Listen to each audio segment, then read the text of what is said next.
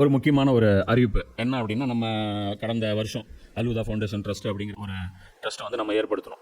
அந்த ட்ரஸ்ட்டின் வழியாக அல்லாஹ்வுடைய தீனுக்கு தக்குவியத் ஏற்படுத்தக்கூடிய செயல்கள், அது வந்து சில தாவா சென்டர்கள் உருவாக்குறதா இருக்கட்டும், சில தாய்க்களை உருவாக்குறதா இருக்கட்டும், சில புத்தகங்களை மொழிபெயர்க்கிறதா இருக்கட்டும், சிலருக்கு என்னென்ன ஃபெசிலிட்டி செஞ்சு கொடுத்தா அல்லாஹ்வுடைய தீனுக்கு பலம் ஏற்படுத்துமோ அதற்கான வகையில் நம்ம செலவு பண்ணக்கூடிய ஒரு வேலையை வந்து நம்ம இதை செஞ்சிட்ருக்கோம். இது வந்து ஜகாத்துடைய அமௌண்ட்டும் நீங்கள் கொடுக்கலாம். இது வந்து நீங்கள் அல்லாஹ்வுக்கு அழகிய கடன் அப்படிங்கிற அடிப்படையிலையும் கொடுக்கலாம். அல்லாஹ்வுடைய தீனுக்கு எது எல்லாம் வலிமைப்படுத்தக்கூடிய வேலையோ, அல்லாஹ்வுடைய அந்த தக்பீர் ரப் இகாமத்து தீனுக்காக செலவிடப்படும் ஒவ்வொரு பைசாவும் அல்லாஹ்வுக்கு கடன். ஏன்னா இது வந்து ரசூல் செய்ய வேண்டிய வேலை, அது நம்மளை செய்ய சொல்கிறான் அல்லாஹ். அதனால் இதுக்கு ஃபுல் அண்ட் ஃபுல் இன்சார்ஜ் அல்லாஹ் என்ன எடுத்துக்கிறான், இது எனக்காக நீ கொடுத்த கடன் சொல்கிறான். அல்லாஹ் ரப்புல் ஆலமீன் அவன் கொடுத்த காசுக்கு அவனுக்கே நம்ம கடன் கொடுக்கக்கூடிய ஒரு மகத்தான வாய்ப்பு வந்து இந்த பணி.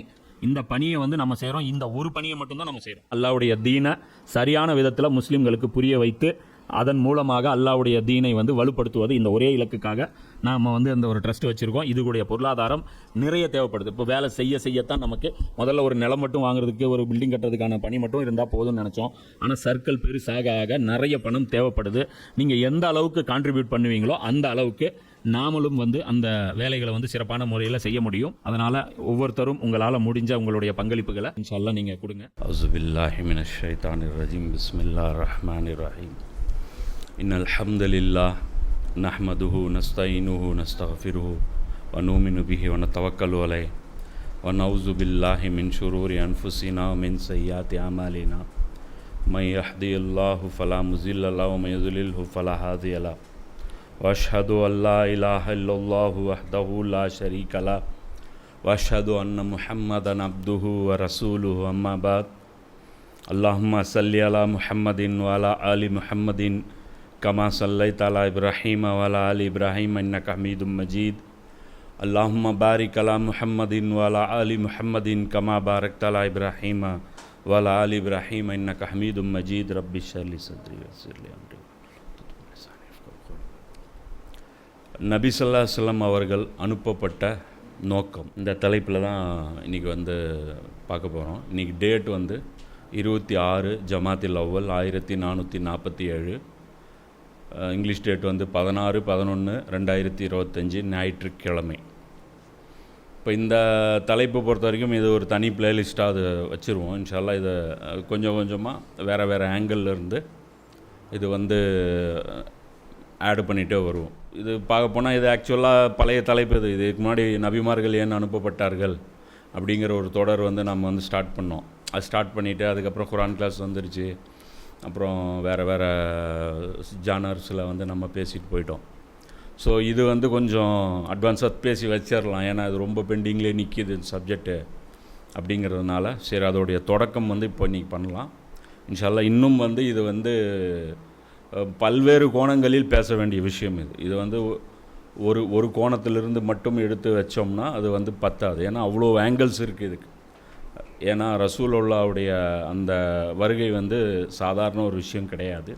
இதை பற்றிய அறிவு வந்து முஸ்லீம்கள் மத்தியில் எந்த அளவுக்கு இருக்கணும் அப்படின்னா, மிகவும் ஆணித்தரமாகவும் ஆழமாகவும் பதிஞ்சிருக்கணும்.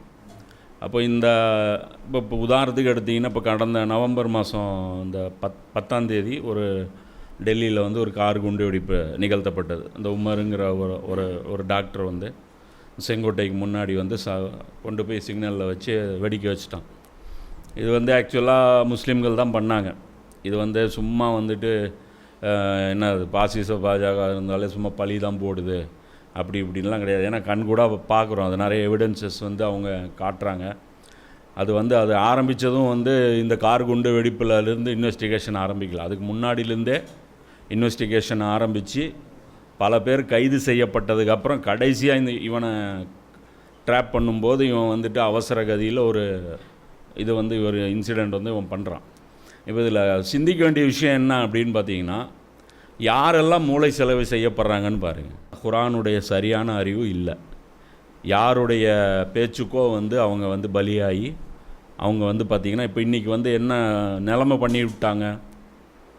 இன்றைக்கி என்ன, இப்போ இஸ்லாத்தை வந்து இன்றைக்கி வந்து இப்போ சோஷியல் மீடியாவில் வந்து பேசுனா அப்படின்னாலே ஒரு அருவருப்பாக பார்க்கக்கூடிய ஒரு மதத்தை ஏன்டா தூக்கி பிடிக்கிறீங்க, உங்கள் மதம் என்னடா கொடுத்துச்சு எங்களுக்கு, எல்லாமே வலியும் வேதனை இந்த மாதிரியான தான் இருக்குது. பேசாமல் வாயை மூடுங்கடா அப்படின்னு சொல்லிட்டு அப்போ என்ன சொல்கிறது, அது ஆன்டி இஸ்லாமிக் மைண்ட் செட் வந்து இன்றைக்கி வந்து அது வந்து டாமினேட் பண்ணிடுச்சு. அந்த கோயம்புத்தூரில் ஒரு சம்பவம் நடந்து அதோடைய வடு வந்து ஆறுவதற்கே ரொம்ப நீண்ட காலம் ஏற்பட்டது. நிறைய கைதிகள், விசாரணைகள், நிறைய சோதனைகள் எல்லாத்தையுமே கடந்து இப்போ வந்து ஓரளவுக்கு நார்மலைஸ் ஆகும்போது இப்போ வந்து இது இவ்வளோ பெரிய ஒரு சம்பவம் இதில் ஈடுபட்டிருக்காங்க. அப்போ இதிலிருந்து நம்ம தெரிஞ்சுக்க வேண்டிய விஷயம் என்னென்னா, உலக கல்வியோடைய லட்சணமும் எப்படி இருக்குது, மார்க்க கல்வியோடைய லட்சணமும் இந்த மாதிரி தான் இருக்குது. அதாவது ரெண்டும் சேர்ந்துல அவன் படித்து வச்சுருக்கான். ஏதோ சரி இஸ்லாம் சொல்லி கொடுத்தா அவனை வந்து எக்ஸ்ட்ரீமிஸ்ட் ஆக்கிட்டீங்க அப்படின்னு பார்த்தா அவன் டாக்டரில் எம்பிபிஎஸ் படிச்சிடல அவன் எக்ஸ்ட்ரீமிஸ்ட்டாக போயிருக்கான். அப்போ அவனுக்கு தெரியல பாருங்கள் என்ன பிரச்சனை அப்படின்னு பார்த்தீங்கன்னா, குரானுடைய நாலேஜ் யாருக்குமே கிடையாது. இது வந்து உலமாக்கள் வந்து தங்களுடைய அந்த சிலபஸை வந்து மறுபரிசீலனை பண்ணக்கூடிய ஒரு தேவை வந்து இன்றைக்கி வந்திருக்கு. ஏன்னா குரான் வந்து நம்முடைய பாடத்திட்டத்திலே கிடையாது. இன்றைக்கி எந்த மதரசாவில் போங்க, சுன்னத் ஜமாத்தாக இருக்கட்டும், நீங்கள் வந்து சலஃபிங்க மதரசாக இருக்கட்டும், நீங்கள் தௌஹீத் ஜமாத் மதரசாக இருக்கட்டும், எங்கேயுமே குரான் சிலபஸே கிடையாது. குரானை வந்து செகண்டரியாக தான் வைக்கிறாங்க. அப்போ இன்றைக்கி நாம் பார்க்க போகிறது மோஸ்ட்லி குரான்லேருந்து இன்றைக்கி வரும் இன்ஷா அல்லாஹ். ஸோ அதனால் இந்த தீனுடைய அடிப்படை விஷயங்கள், தீனுடைய அந்த அண்டர்ஸ்டாண்டிங், குரானுடைய அந்த அண்டர்ஸ்டாண்டிங் வந்து ஒவ்வொருத்தரும் வந்து கிளியராக இருக்கணும். கிளியராக இருக்கிற பட்சத்தில் அந்த தெளிவு இருந்துச்சுன்னா மட்டும்தான் உங்களை யாரும் குழப்பத்தில் ஆழ்த்த முடியாது. அப்போ தெளிவு இல்லை உங்களுக்கு, நீங்கள் வந்து சும்மா வந்து ஆற்றுல ஒரு கால் சேத்துல ஒரு காலுங்கிற மாதிரி பட்டும்படாமல் இந்த தீனை ஃபாலோ பண்ணிகிட்டு இருந்தீங்க அப்படின்னா உங்களை வந்து யார் வேணாலும் எப்போ வேணாலும் ஏதோ ஒன்று சொல்லி உங்களை வந்து ஈஸியாக மூளைச்சலவை வந்து பண்ணிட முடியும். சரியா? ஸோ அந்த நாளை வந்து இஸ்லாத்தை வந்து குரான் வழியாக கற்றுக்கொள்வது மிக மிக மிக மிக அவசியம். அப்போ அந்த மாதிரியான உங்களுக்கு தேடல் கரெக்டாக இருந்து சரியான முறையில் அல்லாஹ்விடத்தில் தவக்குள் வச்சு நீங்கள் தேடினீங்க அப்படின்னா அல்லாஹ் உங்களுக்கு கண்டிப்பாக இந்த குரானுடைய கல்வி உங்களுக்கு உங்களுடைய கிளாஸுக்கு தகுந்த மாதிரி காமிச்சு கொடுப்பான். இப்போது சப்ஜெக்ட்டுக்கு வருவோம். இப்போ நபி ஸல்லல்லாஹு அலைஹி வஸல்லம் அவர்களுடைய வருகையை புரிஞ்சுக்கிறதுக்கு முன்னாடி சில அடிப்படையான விஷயங்கள் நாம் வந்து புரிஞ்சுக்கணும். நபிமார்கள் ஏன் வர்றாங்க, நபிமார்களுடைய தேவை ஏன் ஏற்படுது, இந்த உலகத்தில் நபிமார்களுடைய பங்களிப்பு எந்த இடத்துல இருக்குது, இது எல்லாமே புரிஞ்சுக்கிட்டு அதுக்கப்புறம் வந்து நாம் வந்து நபி ஸல்லல்லாஹு அலைஹி வஸல்லம் அவங்களுடைய அந்த மக்சதை வந்து நம்ம வந்து பார்த்தோம் அப்படின்னா புரிஞ்சிடும். இப்போ உதாரணத்துக்கு நபி ஸல்லல்லாஹு அலைஹி வஸல்லம் அவர்கள் முதல் இறை தூதர் கிடையாது, இவங்க கடைசி இறை தூதர். அப்போது இதற்கு முன்னாடி ஏகப்பட்ட இறை தூதர்கள் வந்திருக்காங்க. அப்போது ஏற்கனவே வந்த இறை தூதர்களுடைய நோக்கம் ஒன்றாகவும் நபி ஸல்லல்லாஹு அலைஹி வஸல்லமுடைய நோக்கம் ஒன்றாகவும் இருக்குமா? இல்லை, ரெண்டுமே ஒன்றா தான் இருக்கணும்.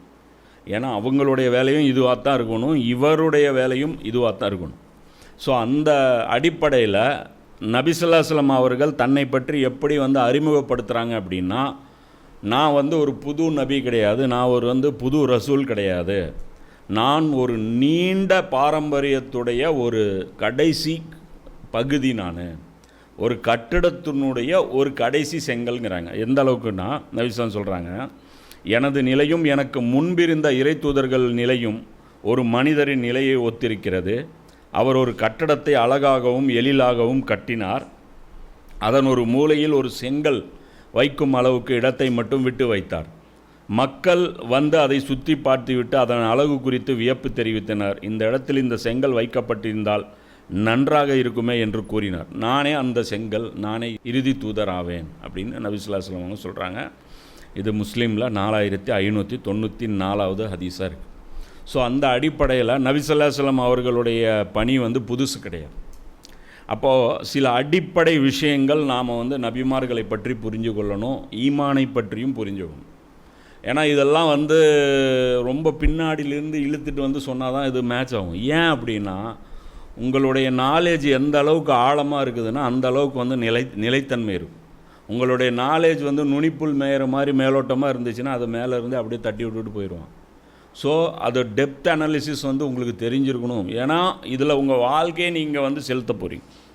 இதில் தான் உங்கள் உலக வாழ்க்கையும் எங்கே இருக்கணுங்கிறது தீர்மானம் பண்ணப்படுது. இதில் தான் நீங்கள் உங்களுடைய மறுமை வாழ்க்கையும் தீர்மானம் செய்யப்படுது. உலகத்தை விட மறுமை வாழ்க்கை நமக்கு இதில் தீர்மானம் செய்யப்படுதுங்கிறதுனால குரானுடைய நேரட்டிவ் என்ன அப்படிங்கிறத நாம் வந்து நல்லா வந்து புரிஞ்சுக்கணும். உதாரணத்துக்கு 3 அடிப்படையான விஷயங்கள் குர்ஆன் போதிக்குது. ஒன்று ஈமான் பில்லா, அல்லாஹ்வை நம்புதல், ஈமான் பில் ஆஹிரா, மறுமை நாளை நம்புதல், ஈமான் பிர் ரசூல், இறை தூதரை நம்புதல். இப்போ இந்த 3 விஷயங்கள் தான் குர்ஆன்.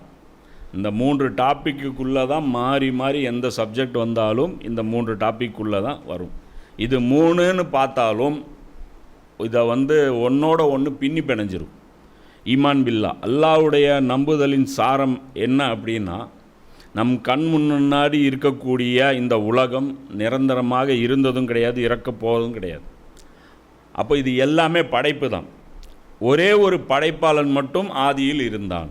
இப்போ இந்த படைப்பு கோட்பாடை நீங்கள் பேசுனீங்கனாலே, இதை யார் படைச்சா, அதை யார் படைச்சா, அதை யார் படைச்சா, அதை யார் படைச்சானா இதுக்கு ஒரு சங்கிலி ரிவர்ஸில் போனீங்கன்னா ஒரு எண்டே கிடையாது. ஆனால் படைப்புகள் இன்றைக்கி உலகத்தில் இருக்குது. அப்போது இந்த படைப்புகளை படைத்தவன் ஒருவன் இருக்க வேண்டும் என்பது இது லாஜிக்கல் இது எவிடன்ஸ். இது நீங்கள் நம்பி தான் ஆகணும். ஏன்னா ஒரு இடத்துல நீங்கள் ஸ்டாப் பண்ணி தான் ஆகணும். அல்லாஹ் யார் படைச்சா அப்படின்னு ஒரு கேள்வி வந்தால் அப்போ இன்னொரு அல்லாஹ் அப்படின்னா அப்புறம் அவனை யார் படைச்சான்னு அடுத்த கேள்வி வரும். ஸோ இந்த கேள்வி முடிவில்லாமல் போய்கிட்டே இருக்கும். அப்போ அறிவியல் என்ன சொல்லுது? இந்த கேள்வி ஒரு இடத்தில் நிற்கணுங்கிறது அறிவியல் சொல்லுது. புரியுதா? அப்போ அந்த அடிப்படையில் ஒரே ஒரு படைப்பாளன் ஆதியில் இருந்து இருக்கிறான். கடைசி வரைக்கும் அவன் நிலச்சிருப்பான். அவனை அல்லான்னு சொன்னாலும் ஒன்று தான், அவனை ரஹ்மான்னு சொன்னாலும் ஒன்று தான், எல்லாம் ஒன்று தான். அப்போது இந்த கிரியேஷன் இருக்குது. இந்த உலகத்தில் படைப்புகள் நம்ம பார்க்குறோம். அப்போ இந்த படைப்புகள் குறித்து கேள்வி வரும்போது இந்த படைப்புகள் யார் படைத்தா அது கேள்வி. எதுக்கு படைத்தா, இது படைப்பு அடுத்தது என்ன ஆகும், இது எல்லா கேள்விக்கும் பதில் அல்லாஹ் தான். அல்லாஹ் இந்த இடத்துல நீங்கள் ஃபிட் பண்ணலன்னா உலகத்தில் நீங்கள் ஒரு பைத்தியக்காரனை போன்ற, உங்களுக்கு ஒன்றுமே தெரியாது. இப்போது அந்த இடத்துல பார்த்தீங்கன்னா அல்லாஹ் சொல்கிறான், அவனை தவிர எல்லா பொருட்களும் அழிந்து விடுபவையாகும். அல்லாஹ் மட்டும்தான் ஹய்யுல் கய்யூம். அவனுக்கே எல்லா அதிகாரமும் உரியது. இன்னும் அவனிடமே நீங்கள் யாவரும் திரும்ப கொண்டு வரப்படுவீர்கள். இது சூர கசஸில் 28வது அத்தியாயத்தில் 88வது வசனமாக அல்லாஹ் அது சொல்கிறான். அதே 55வது அத்தியாயத்தில் 26, 27 அல்லாஹ் சொல்கிறான், குல்லுமன் அலைஹாஃபான், பூமியில் உள்ள யாவரும் அழிந்து போகக்கூடியவரே, மிக்க வல்லமையும் கண்ணியமும் உடைய இறைவனின் முகமே நிலைத்திருக்கும். அப்போது இந்த உலகம் எல்லாமே அழிஞ்சு போயிடும். அல்லாஹ் மட்டும் சர்வ வல்லமை படைத்தவன், அவன் மட்டும் நிலைத்திருப்பான். நீங்கள் அவனை அல்லாஹ் என்று அழையுங்கள் அல்லது ரஹ்மான் என்று அழையுங்கள். எப்பேரை கொண்டு அவனை நீங்கள் அழைத்தாலும் அவனுக்கு பல அழகிய திருநாமங்கள் இருக்கின்றன என்று நபியே கூறுகிறார். அப்போது அந்த கிரியேட்டரை நீங்கள் கடவுள்னு சொல்லுங்கள், இறைவன்னு சொல்லுங்கள், நீங்கள் என்ன வேணாலும் சொல்லிக்கோங்க. ஆனால் ஒரு கிரியேட்டர் ஒருத்தன் இருக்கான், அவன் சர்வ வல்லமை படைத்தவன், அவனுக்கு நிறைய நாமங்கள் இருக்குது அப்படிங்கிறத அல்லாஹ் குர்ஆனில் சொல்கிறான். ஸோ இது ஒரு முக்கியமான நம்பிக்கை. இதை நீங்கள் நம்பி ஆகணும். இந்த உலகத்தில் இல்லைன்னா இந்த உலகத்தில் இருக்கிற எந்த கேள்விக்கும் உங்களுக்கு விடை தெரியாது. அல்லாஹ் தான் அனைத்து கேள்விகளுக்கும் விடை. அல்லாஹ் தெரியாது அப்படின்னா உங்களுக்கு ஒன்றுமே தெரியாது, நீ பைத்தியக்காரன். அப்போ இந்த அடுத்தது முக்கியமான விஷயம் குர்ஆன் சொல்லக்கூடியது பார்த்திங்கன்னா ஈமான் பில் ஆக்கிரா. அடுத்தது அல்லாஹ் என்ன சொல்கிறான், இந்த மனிதனுடைய வாழ்வு இந்த குறுகிய இந்த உலக வாழ்க்கை மட்டும் வாழ்க்கை கிடையாது, இது ஒட்டுமொத்த வாழ்க்கை கிடையாது. உண்மையான நிரந்தர வாழ்க்கையின் ஒரு சிறிய பகுதி தான் இது. சொல்லப்போனால் ஒரு நீண்ட பிரயாணத்துடைய ஒரு சின்ன தங்குமிடம்தான் இந்த உலகம். நம்முடைய வயசு பார்த்திங்கன்னா பல லட்சம் வருடங்களாக இருக்கலாம், பல ஆயிரம் வருடங்களாக இருக்கலாம். இன்னும் கண்டினியூஷன் எடுத்திங்கன்னா அது முடிவு இல்லாத ஒரு உலகத்தை நோக்கி நாம் பயணப்பட போகிறோம். அப்போது இதில் இந்த உலகம் என்பது மிக சொற்பமானது, ஒரு சின்ன ஒரு இது. மரணம்ங்கிறது ஒரு அழிவு கிடையாது, அது அது இன்னொரு வாழ்க்கையுடைய தொடக்கம். இங்கேருந்து நாம் ஒரு வீடியோ கேமில் எப்படி ஒரு ஸ்டேஜ்லேருந்து இன்னொரு ஸ்டேஜ் நம்ம ஷிஃப்டாக போகிறோமோ அந்த மாதிரி நம்ம ஒரு ஷிஃப்ட்டுக்கு போகிறோம்.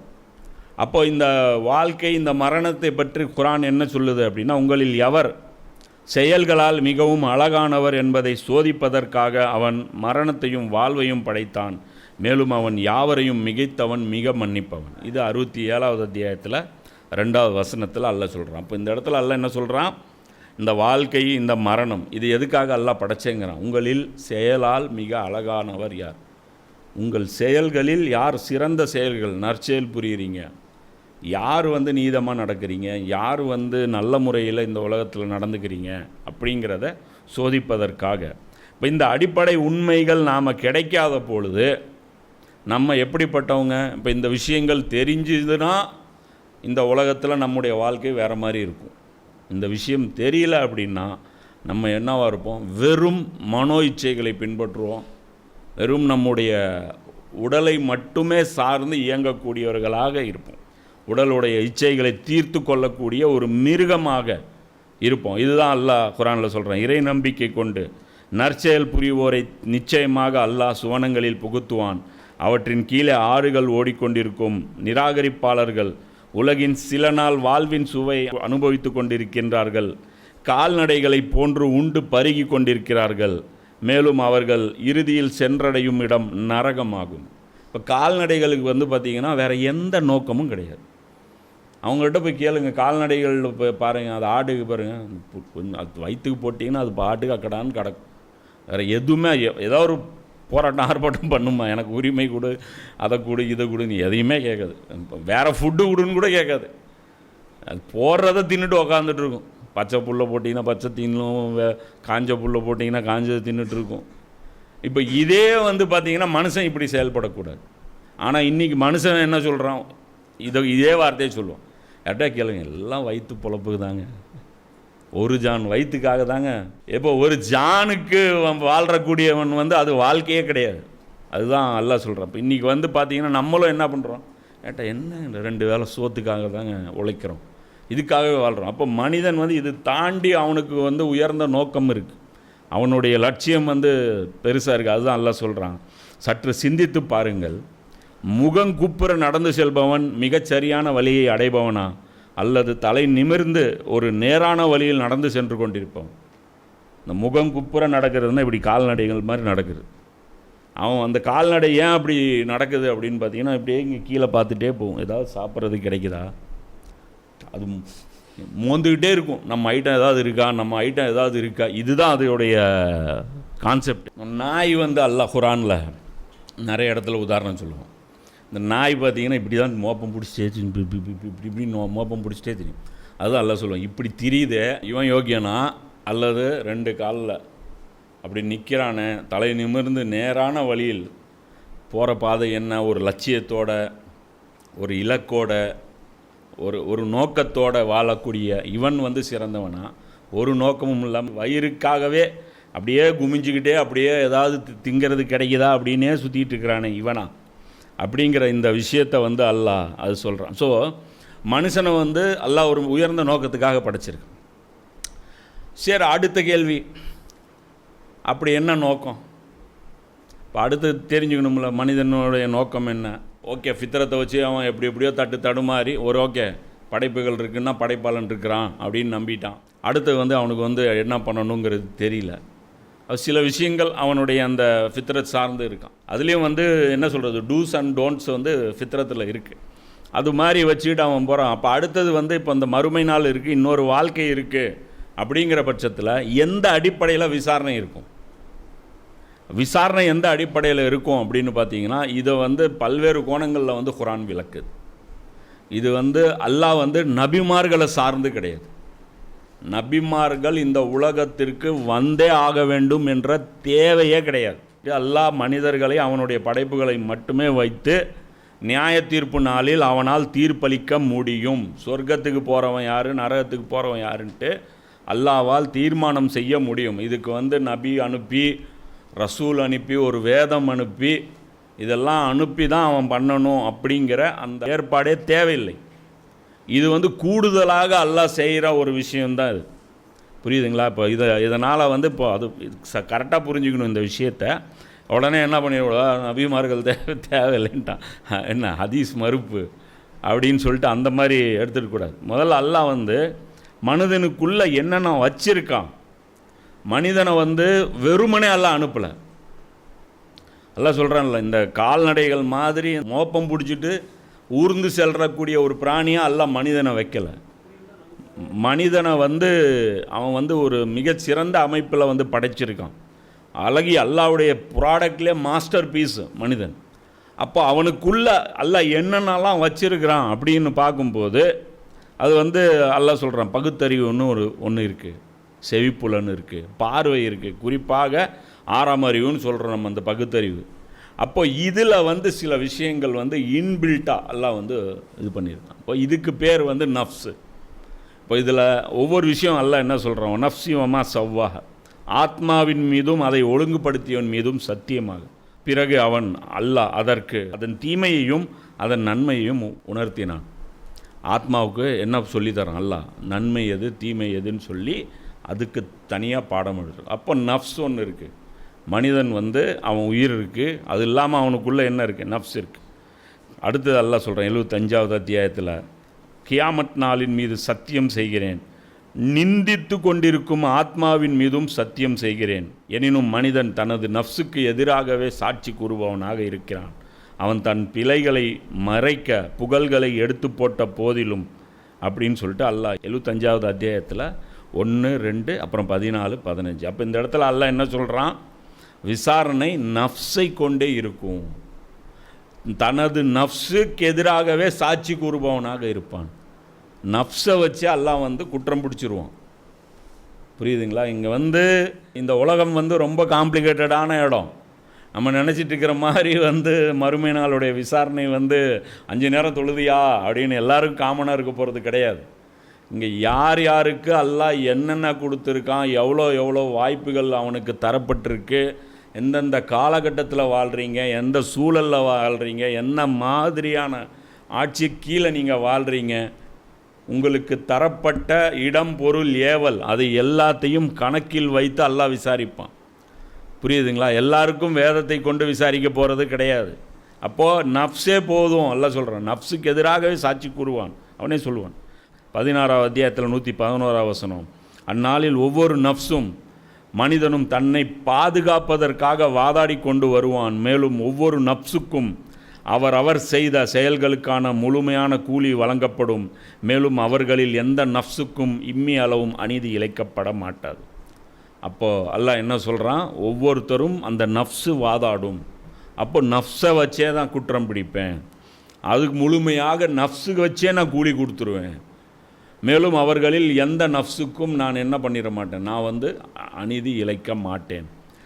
அடுத்து சொல்கிறான். இதே அல்லாஹ் இன்னொரு இடத்துல சொல்லும்போது அல்லாஹ் சொல்கிறான், மேலும் ஒரு நாளை நீங்கள் அஞ்சிக் கொள்ளுங்கள், அந்நாளில் எந்த நஃப்ஸும் மற்ற நஃப்ஸுக்கு எதையும் கொடுத்து உதவ முடியாது, எந்த நஃப்ஸிடமிருந்து எந்த பரிந்துரையும் ஏற்றுக்கொள்ளப்படவும் மாட்டாது, எந்த நஃப்ஸிடமிருந்து மீட்பு பணம் பெறப்பட்டு எவரும் விடுதலை செய்யப்படவும் மாட்டார்கள், அவர்களுக்கு எந்த உதவியும் செய்யப்பட மாட்டாது. இது 2வது அத்தியாயத்தில் 48வது வசனத்தில் அல்லாஹ் சொல்கிறான்.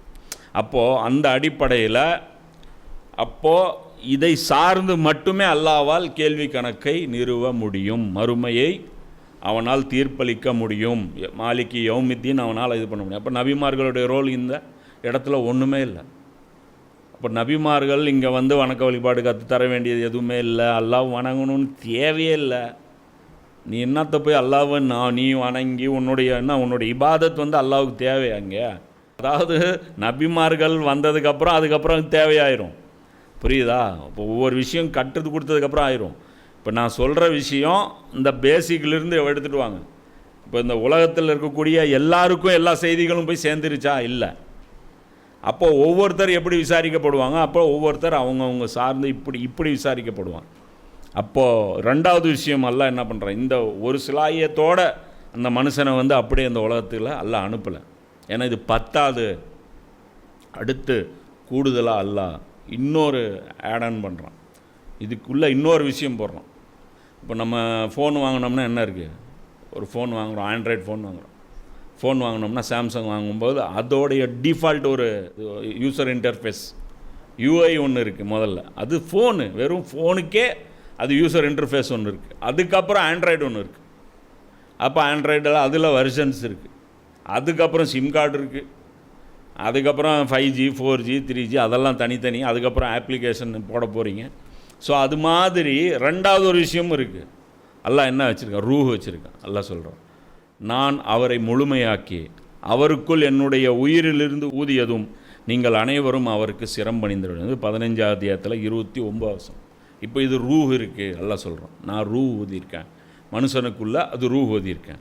நான் அவரை முழுமையாக படைத்து அவருக்குள் என்னுடைய உயிரை ஊதினால் அவருக்கு முன்னால் சிரம்பணியுங்கள் என கூறிய போது அல்லாஹ் சொல்கிறான். இப்போ இந்த இடத்துலையும் இது 38வது அத்தியாயம் 72வது வசனத்தில் எல்லாம் சொல்கிறோம்.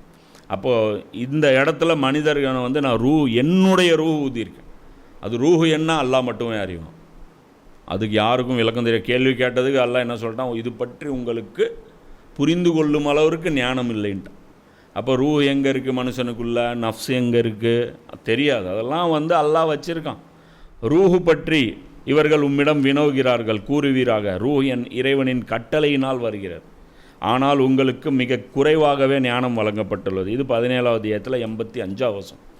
அப்போ அந்த ரூஹு பற்றி உங்களால் புரிந்து கொள்ள முடியாதுங்கிறான். இதை வெள்ளைக்காரன் கூட என்ன சொல்கிறான், இதுக்கு வந்து டிவைன் ஸ்பார்க்குங்கிறான். இது ஒரு இருக்குது, நன்மை செய்கிறது இயல்பாகவே அது தூண்டக்கூடிய ஒரு அகத்தூண்டுதல், அதாவது உள்ளக்குள்ளே ஒரு தூண்டுதல் இருக்குது. இதுக்கு பேர் டிவைன் ஸ்பார்க்கு. அதுக்கு வந்து டக்குன்ட்டு வந்து வரும். இப்போ இந்த ஹியூமனிடேரியன் அதாவது கொஞ்சம் கூட மனிதாபிமானம் இல்லையா, அது என்ன மனிதாபிமானம், அது எங்கே இருக்குது, எந்த குடனில் இருக்குது, எப்படி தெரிஞ்சுக்கிறது மனிதாபிமானம்னா என்ன அப்படின்ட்டு? மனிதனாக இருக்கிறவனுக்கு தெரியுங்கிறான். இதுக்கப்புறம் அல்லாஹ் சொல்கிறான். இது 2 விஷயங்கள் அல்லாஹ் கொடுத்துருக்கான். இதை பற்றி வச்சு அல்லாஹ் விசாரிக்கிறதுக்கு போதுமானவன். இன்னும் அடுத்தது ஆட் ஆன் பண்ணுறான் அல்லாஹ். அடுத்தது என்ன, கல்புன்னு ஒன்று இருக்குது. அல்லாஹ் சொல்கிறான், உங்களிடம் எதை பற்றிய அறிவு இல்லையோ அதை பின்தொடராதே. அல்லாஹ் ஃபஸ்ட்டு இங்கே வைக்கக்கூடிய ரூல் என்ன, இந்த உலகத்தில் முதல்ல குருட்டுத்தனமாக அந்த பிளைண்ட்லி ஃபாலோ பண்ணுறது முதல்ல நிறுத்துங்க. முதல்ல இதை ஸ்டாப் பண்ணுங்க. சும்மா இவன் பண்ணிகிட்ருக்கிறான், அவன் பண்ணிகிட்ருக்கிறான், இவங்கெல்லாம் அங்கே போகிறாங்க, இவங்கெல்லாம் அங்கே போகிறாங்க, காலங்காலமாக நாங்கள் பண்ணிகிட்ருக்கோம். முதல்ல இந்த குருட்டுத்தனத்தை முதல்ல நிறுத்துங்க. எல்லாம் சொல்கிறோம். நிச்சயமாக காது, கண், இதயம் ஆகியவற்றை பற்றியெல்லாம் விசாரிக்கப்பட்டே தீரும். இந்த புலன்களை நீங்கள் ஏன் பயன்படுத்தலை, இந்த காதை வந்து நீ ஏன் பயன்படுத்தலை, இந்த கண்ணை ஏன் பயன்படுத்தலை, இதயம் ஏன் பயன்படுத்தலை அப்படின்னு விசாரிக்கிறேன். அப்போ இது என்ன, இது எந்த காது, இந்த காதா, இந்த காது இல்லை, இந்த கண்ணா, இந்த கண் இல்லை, இந்த இதயமா, அது வந்து அல்லாஹ் சொல்கிறான். மேலும் உண்மையாதெனில் ஜின் மற்றும் மனித வர்க்கத்தில் பெரும்பாலோரை நரகத்திற்காகவே நாம் படைத்திருக்கிறோம். அவர்களுக்கு இதயங்கள் இருக்கின்றன, ஆயினும் அவற்றால் அவர்கள் சிந்தித்து உணர்வதில்லை. அவர்களுக்கு கண்கள் இருக்கின்றன, ஆயினும் அவற்றால் அவர்கள் பார்ப்பதில்லை. அவர்களுக்கு காதுகள் இருக்கின்றன, ஆயினும் அவற்றால் அவர்கள் கேட்பதில்லை. அவர்கள் மிருகங்களை போன்றவர்கள், ஏன் அவற்றை விடவும் தரம் தாழ்ந்தவர்கள். அவர்கள் தாம் அலட்சியத்தில் மூழ்கியிருப்பவர்கள் அப்படின்னு சொல்லிட்டு அல்லாஹ் சொல்கிறான். இப்போ இந்த 7:179. அப்போ இதை யாரை பார்த்து சொல்கிறான், குறைஷிகளை பார்த்து சொல்கிறான். அபூஜஹலுக்கு கண்ணு தெரியலையா, அவனுக்கு காது கேட்கலையா, அவனுக்கு சிந்திக்க தெரியாதா, எவ்வளோ சூழ்ச்சி பண்ணுறான், நபி ஸல்லல்லாஹு அலைஹி வஸல்லம் எதிராக சூழ்ச்சி பண்ணுறான். அப்போ அவனுக்கு ஐடியா இல்லையா, எல்லாம் இருக்குது. அப்போ அல்லாஹ் இங்கே என்ன சொல்கிறான், இந்த காது இல்லாமல் உள்ளுக்குள்ளே ஒரு காது வச்சுருக்கேன், உள்ளுக்குள்ளே ஒரு கண் வச்சுருக்கேன், உள்ளுக்குள்ளே ஒரு சிந்திக்கக்கூடிய இடம் வச்சுருக்கேன். இது சோறா இட்லியா, இது பிரியாணியா, இது ஆட்டுக்கறியா மாட்டுக்கறியா, இது மீனா கோழியா, இதெல்லாம் சிந்திக்க தெரியுது. இது வேற. இன்னொன்று இருக்குது, இது ஹலாலா ஹராமா, அடுத்தவனு இப்படி இது பண்ணிட்டோமே, இது சரியா தப்பா, நான் இப்படி ஒன்று செஞ்சிட்டேனே, இது சரியா தப்பா, இந்த சிந்தனை ஒன்று இருக்குது. இதோடைய ஹப்பு இன்னொரு இடத்துல இருக்குது. அது அல்லாஹ் எங்கே வச்சுருக்கான், அது அல்லாஹ்வுக்கு தான் தெரியும். நபி ஸல்லல்லாஹு அலைஹி வஸல்லம் சொல்கிறாங்க, இந்த இடத்துல இருக்குது, உடலுக்குள் ஒரு சதை துண்டு உள்ளது, அது வந்து கெட்டு போச்சுன்னா உடல் ஃபுல்லாக கெட்டு போயிடும், அது நல்லா இருந்துச்சுன்னா உடல் எல்லாம் நல்லா இருக்குங்கிறேன். ஸோ அந்த அடிப்படையில் இது ஒரு ஏற்பாடும் அல்லாஹ் மனிதனுக்கு இந்த உலகத்தில், அதாவது உலகத்தில் நீ தன்னந்தனி ஆள் இல்லை. ஏன் அப்படின்னா மனிதனுக்கு வந்து அல்லாஹ் வந்து ஒரு தண்ணியாக வந்து ஒரு இருட்டில் கொண்டு போய் தள்ளி அப்படியே ஒரு கிரீஸ் டப்பா மாதிரி ஓய்ச்சி விட்டு அல்லாஹ் வந்து அப்படி தள்ளலை, சரியா? அதே மாதிரி அல்லாஹ் வந்து இவ்வளோ ஏற்பாடுகள், நம்ம அதெல்லாம் அல்லாஹ்வுடைய கருணையின் காரணமாக நமக்குள்ளே இவ்வளோ விஷயங்கள் அல்லாஹ் வைக்கிறான். இதை கொண்டே நாம் ஒரு மனிதனாக, நல்ல மனிதனாக இந்த உலகத்தில் நம்மளால் வாழ முடியும். இதை கொண்டே அல்லாஹ்வால் நம்முடைய குற்றங்கள் பிடிக்க முடியும். இதை வச்சு அல்லாஹ்வால் தீர்ப்பு செய்ய முடியும். நபிமார்களே வர வேண்டியதில்லை.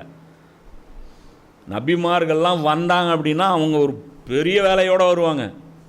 அவங்க வந்துட்டு பொய் பேசக்கூடாது கண்ணா, இந்த மாதிரியெல்லாம் அடுத்தவனை திட்டக்கூடாது கண்ணா, அடுத்தவனுடைய உரிமையை அபகரிக்க, இதெல்லாம் சொல்கிறதுக்கு நபிமார்கள் தேவையில்லை. அவங்க வேற, அவங்க வேலையே வேற. அவங்கெல்லாம் வந்துட்டாங்க, அவங்க இறங்குறாங்க அப்படின்னாலே அவங்க மிகப்பெரிய பணியை கொடுத்து தான் எல்லாம் அனுப்புவான். சும்மா இங்கே வந்துட்டு அறம் செய்ய விரும்பு, அல்லாஹ் வந்து அந்த அளவுக்கு வந்து மனுஷனை வந்து டிபெண்ட் பண்ணியும் வைக்கலை. மனுஷனுடைய அவனுடைய இதே வந்து வேற. இது ஒரு பக்கம். இந்த மனிதனுக்கு கொடுக்கப்படக்கூடிய இந்த ஆற்றல்கள் ஒரு பக்கம் இருந்தாலும் இன்னும் வந்து ஆட் ஆகுது. அல்லாஹ் வந்து இன்னும் வந்து என்ன பண்ணுறான் அப்படின்னா, இதெல்லாம் வந்து இன்டர்னல் சாஃப்ட்வேர். அப்போ எக்ஸ்டர்னல் மேட்டருக்கு வந்து அல்லாஹ் அது கொண்டு வரான். எக்ஸ்டர்னலாக அல்லாஹ் என்ன பண்ணுறான், வெளியிலிருந்து பிரெயின் வாஷ் பண்ணுறதுக்கும் கேன்வாஷ் பண்ணுறதுக்கும் கெட்ட விஷயங்கள் இந்த உலகத்தில் தீமையின் பக்கம் நம்மளை இழுக்கக்கூடியதற்கு ஆட்கள் இருக்கிறாங்க. அதோடைய தலைவன் யார்? இப்லீஸ். அவனுடைய கூட்டாளி, அவனுடைய பங்காளிகள் இருக்கிறாங்க. அவங்க எல்லாரும் என்ன பண்ணிடுறாங்க, அவங்க வந்து கெட்டதின் பக்கம் இழுக்கிறாங்க. அதே மாதிரி அல்லாஹ் என்ன பண்ணுறான், அவங்க அந்த அந்த அந்த கெட்டதின் பக்கம் இழுக்கிறவங்க கூட வந்து பார்த்திங்கன்னா அவங்களால வலுக்கட்டாயமாக எந்த ஒரு செயலையும் நம்மளை செய்ய வச்சிட முடியாது. அவங்க ஜஸ்ட்டு ரெக்கமெண்டு தான் பண்ணுவாங்க. ஒரு இப்லீஸ் வந்து நம்ம வந்து தொழுகைக்கு போயிட்டுருக்கோம், நடுவில் இப்படி குறுக்க நிப்பாட்டி முடியவே முடியாது, டேக் டைவர்ஷன் அப்படின்னு போட்டு அந்த இடத்துல வந்து பேரிகேடு போட்டு உட்காந்துட்டு இருப்பான். அப்படிலாம் ஒன்றும் பண்ணிகிட்டு இருக்க மாட்டான். மைண்டில் வேறு ஏதாவது சிந்தனை வரும், அதை தூக்கி போட்டு தொழுகிறத விட்டுட்டு வேறு பக்கம் நம்மளாக போவோம். அந்த சாதாரண ஒரு ரெக்கமெண்டேஷன் போடுவோம். அதனால் அப்போ மனுஷனை வந்து அல்லாஹ் என்ன பண்ணுறான், எந்த ஒரு ஃபோர்ஸு கிட்டையும் தீய சக்திகிட்டையும் அல்லாஹ் ஒப்படைக்கலை. ஆனால் அவங்க தீமையை தூண்டக்கூடிய சில ஏற்பாடுகள் அவங்க வந்து பண்ணுறாங்க. அவங்க என்ன பண்ணுறாங்க, ஒன்றும் இல்லை, தீமையை அழகாக்கி காட்டுறாங்க. அதை வந்து மனுஷன் தன்னுக்குள்ளே இருக்கக்கூடிய அந்த ஆற்றல்களை கொண்டே அந்த தீமையை ஐடென்டிஃபை பண்ணிட முடியும். அதை வச்சு அவன் வந்து ஃபைட் பண்ணி, இல்லை நான் இந்த தீமையின் பக்கம் போக மாட்டேன். இன்றைக்கி எத்தனையோ பேர் முஸ்லீம் அல்லாத ஒரு பெண்மணி 10 லட்சம் ரூபா ரோட்டில் பொருள்மானம் உள்ள நகை வந்து கிடைக்குது, கொண்டு போய் கொடுத்தாங்களா இல்லையா? ஒரு பெண்மணி கொண்டு போய் கொடுத்தாங்க. யார் 10 லட்ச ரூபா லாபமாக பார்க்கலாம்ல, ஆனால் அது பார்க்கல இல்லை, அது லாபம்னு பார்க்கல இல்லை, அது இன்னொருத்தங்களுது, இது நம்மளுது இல்லை அப்படின்னு சொல்லி கொண்டு போய் கொடுத்தாங்கல்ல. எந்த நபி சொல்லி கொடுத்தாரு அவங்களுக்கு? எந்த ரசூல் அவங்களுக்கு வந்து கற்றுக் கொடுத்தாங்க? அதெல்லாம் எதுவும் சொல்லப்படல. அப்போ அவங்க கொடுக்குறாங்க இல்லையா? ஸோ அந்த மாதிரி இப்போ இந்த வெளிப்புறத்திலிருந்து நம்மக்கிட்ட என்னென்ன இருக்குது அப்படின்னு பார்க்கும்போது அந்த தீமைகளை அழகாக்கி காட்டக்கூடிய சில பேர் இங்கே பூமியில் வந்து இருக்கிறாங்க. அவன் வந்து பார்த்திங்கன்னா அது இப்லீஸ். அவன் சொல்கிறான், அதற்கு அவன் கூறினான், என் இறைவனே, நீ என்னை வழி தவற செய்தது போன்று நிச்சயமாக நானும் உலகில் அவர்களுக்கு கவர்ச்சிகளை ஏற்படுத்தி அவர்கள் அனைவரையும் வழி தவறச் செய்வேன். இது 15வது அத்தியாயத்தில் 39 வசனத்தில் அல்லாஹ் சொல்கிறான். இப்போ இந்த மாதிரி வந்து நான் செய்வேன், அவங்களுக்கு என்ன பண்ணுவேன், கவர்ச்சிகளை ஏற்படுத்துவேன். அவன் செய்கிற செயலை வந்து க்ளோரிஃபை பண்ணி காட்டுவேன். அவன் தப்பு பண்ணுவான், அவன் தப்பு பண்ணுறது பெரிய பெருமானே நினைப்பான். இங்கே என்ன தோணுதோ அதை செய்வேன், இங்கே என்ன தோணுதோ அதை பேசுவேன் அப்படிமா. அட முட்டாள், கண்ட்ரோல் இல்லாத இது வாயில் வந்ததெல்லாம் பேசுவேங்கிற, மனசில் பட்டதெல்லாம் செய்வேங்கிற, அப்படின்னா பைத்தியக்காரனா நீயே, இதை பெரிய ஒரு சாதனையாக நினச்சிட்ருப்பேன். அப்போ அந்த க்ளோரிஃபை பண்ணி காட்டுறது ஒரு தீமை. ஒரு படம் இருக்குது, அதில் ஹீரோ வந்து அப்படியே அருவாள் எடுத்து வந்தோம்னா அப்படி தலைவர் அப்படி சுற்றுறாருல, அதே மாதிரி நம்மளும் சுற்றணும். அது க்ளோரிஃபை பண்ணி காட்டுறது. ஒரு கொலை பண்ணுறது க்ளோரிஃபை பண்ணி காட்டுறது. ஒரு ஜாதி பெருமை, அப்படி அந்த ஜாதியை வந்து சொல்லிவிட்டு அப்படி அந்த வேட்டியை மடித்து கட்டிட்டு. இப்போ கொஞ்ச நாள் முன்னாடி அந்த மாமன்னன் ஒரு படம் ரிலீஸ் ஆச்சு. ஹீரோவை விட வில்லன் வந்து ஃபேமஸ் ஆகிட்டான். அவனை வந்து போட்டு மீம் போட்டு ஒவ்வொரு ஜாதிக்காரனும் அவனை பெரிய கெத்தாக்கி ஃபஹத் ஃபாசில் எல்லாம் வந்து இதாகி கடைசியாக அவன் என்ன நினச்சிட்டான், ஃபஹத் ஃபாசில் என்னை பெருசாக தமிழ்நாடு ரசிகர்கள் கொண்டாடுறாங்கன்னு சொல்லிட்டு ஃபேஸ்புக்கில் அந்த ரத்னவேலுங்கிற அந்த கேரக்டருடைய பேஜ் போட்டு வச்சான். அப்புறம் எல்லோரும் வந்து அவனை ஃபோன் பண்ணி திட்டியிருக்காங்க, ஏன்னா அவன் ஜாதி பெருமைக்காக போட்டு வச்சுருக்காங்க, நீ அதை கொண்டு போய் உன்னுடைய டைட்டிலில் வச்சுருக்க, ஃபேஸ்புக் மெயின் பேஜில் வச்சுருக்க. அப்புறம் அதை அவன் தூக்கிட்டான். ஐயோ இது என்னோட அசிங்கமாக போச்சு. நானும் சரி என்ன தமிழ்நாட்டில் எல்லாம் கொண்டாடுறாங்க அப்படின்னு பார்த்தா ஜாதி வெறின்னு கொண்டாடுறானுங்க. அது கெத்தாக இருக்கணும், அப்படி தோத்தா கூட எப்படி கெத்தாக இருந்தான், அந்த தோத்த நாயை எப்படி சுடுறான், அந்த மாதிரி அது க்ளோரிஃபை பண்ணி காட்டுறது தீமையை. அப்போது இதுதான் வந்து இப்ளீஸ் பண்ணுறான். அல்லாஹ் வந்து நமக்கு சொல்கிற பாருங்க, நீங்கள் பார்க்க முடியாத இடத்திலிருந்து அவனும் அவனுடைய நண்பர்களும் உங்களை பார்க்கிறார்கள்.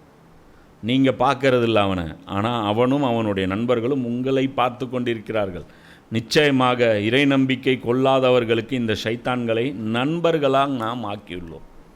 அப்போ யார் வந்து இந்த தீமையின் பக்கம் போகிறாங்களோ, யார் வந்து அவங்களுடைய ஃபித்ரத்துக்கு அகெயின்ஸ்ட் போகிறாங்களோ, யார் வந்து இது மாதிரியான ஃபசாத் ஃபில் அறுது அவங்களுடைய மைண்ட் செட்டு ஃபசாதின் பக்கம் இழுக்கக்கூடியதாக, தீமையின் பக்கம் இருக்கக்கூடியதாக இருக்குதோ, சாய்வு தீமையின் பக்கம் உங்களுடைய சாய்வு இருந்துச்சு அப்படின்னா இவனை உங்களுக்கு நண்பர்களாக நாம் ஆக்கிடுவோம், சைத்தான் நண்பராக்கிடுவோம். அப்புறம் அவன் உங்களுக்கு க்ளோரிஃபை பண்ணி காமிச்சிட்டே இருப்பான். இப்போ இந்த இடத்துலையும் ஒரு பக்கம் தீமைக்கு அளிக்கக்கூடிய ஆட்கள் இவங்க மனிதர்கள்லையும் இருப்பாங்க, ஜின்கள்லையும் இருப்பாங்க. ஆனால் அதுக்கு ஆப்போசிட்டாக எல்லாம் பண்ணியிருப்பான், நன்மையின் பக்கம் இழுக்கக்கூடிய ஆட்களும் அல்லாஹ் ஆக்கியது. நீங்கள் ஒரு தீமை செய்ய போகிறீங்க அப்படின்னா, ஆமாண்டா மச்சான் செய்யலாம் அப்படின்னு சொல்கிறதுக்கு ஒரு குரூப் இருக்கிற மாதிரியும், இல்லைடா மச்சான் இந்த செய்யக்கூடாது அப்படின்னு சொல்கிறதுக்கும் ஆட்கள் இருக்கும். அல்லாஹ் சொல்கிறான், நிச்சயமாக என்னுடைய வாய்மையான அடியார்கள் மீது உனது அதிகாரம் செல்லுபடியாக, ஆனால் எவர்கள் உன்னை பின்பற்றி வழிகெட்டு போகிறார்களோ அவர்களிடம் மட்டும் உனது அதிகாரம் செல்லுபடியாகும். இது 15வது அத்தியாயத்தில் 42வது வசனத்தில் அல்லாஹ் சொல்கிறான், என்னுடைய வாய்மையான அடிமையாளர்கள், அதாவது நல்லது தான் நடக்கணும். சில அதிகாரிகள்லாம் இருப்பாங்க, முஸ்லீம் அல்லாதவர்களாக இருப்பாங்க, ஸ்ட்ரிக்ட் ஆஃபீஸராக இருப்பாங்க, அந்த எல்லாம் அந்த பதவிகளில் இருப்பாங்க. அவங்களே சொல்லுவாங்க, அவருக்கெலாம் போக முடியாதுங்க, அவருக்கெலாம் ரெக்கமெண்டேஷன்லாம் பண்ண முடியாதுங்க, அவருக்கெலாம் வந்து பேப்பர்ஸ் கரெக்டாக இருந்தால், டாக்குமெண்ட்ஸ்லாம் கரெக்டாக இருந்தால் மட்டும்தாங்க அவர் சைன் போடுவார், 5 பைசா வாங்க மாட்டாருங்க, ரொம்ப நேர்மையானாலும். அந்த மாதிரிலாம் இருப்பாங்க ஆட்கள். அப்போ அவங்க வந்து பார்த்திங்கன்னா நன்மைக்கு வந்து அவங்க துணை போவாங்க, நன்மை செய்கிறதுக்கு நமக்கு தூண்டுவாங்க. இது ஒரு ஏற்பாடும் அல்லாஹ் தான் ஏற்படுத்துகிறான். இந்த மாதிரியான நல்லவர்களையும் அல்லாஹ் வந்து இந்த பூமியில் நடத்த வைப்பான். எவர்கள் நம்பிக்கை கொண்டு தம்முடைய இறைவனையே முழுமையாக சார்ந்திருக்கிறார்களோ அவர்கள் மீது ஷைத்தானுக்கு எந்த அதிகாரமும் இல்லை. இது 16வது அத்தியாயத்தில் 99வது வசனத்தில் அல்லாஹ் சொல்கிறான். இது ஒரு பக்கம் அல்லாஹ்வுடைய ஏற்பாடு வந்து பார்த்திங்கன்னா, ஷைத்தான் வந்து நம்ம மேலே இன்ஃப்ளூயன்ஸ் பண்ணிட முடியாது. அப்போது நன்மையின் தீமை பிடிச்சி ஒருத்தன் இழுக்கிறானா, நன்மை பிடிச்சி இழுக்கிறவனும் இருப்பான் இந்த இடத்துல. இப்போ இந்த இடத்துல நபிமார்களுடைய ரோல் இல்லை. இந்த இடத்துலையும் நபிமார்கள் வந்து அவங்களுடைய பணி வந்து இந்த இடத்துல அல்லாஹ் டிஃபைன் பண்ணவே இல்லை. அடுத்து ஒரு ஏற்பாடு அல்லாஹ் பண்ணுறான். என்ன பண்ணுறான், தன்னுடைய புறத்திலிருந்து மலக்குமார்களையும் அல்லாஹ் இறக்கு.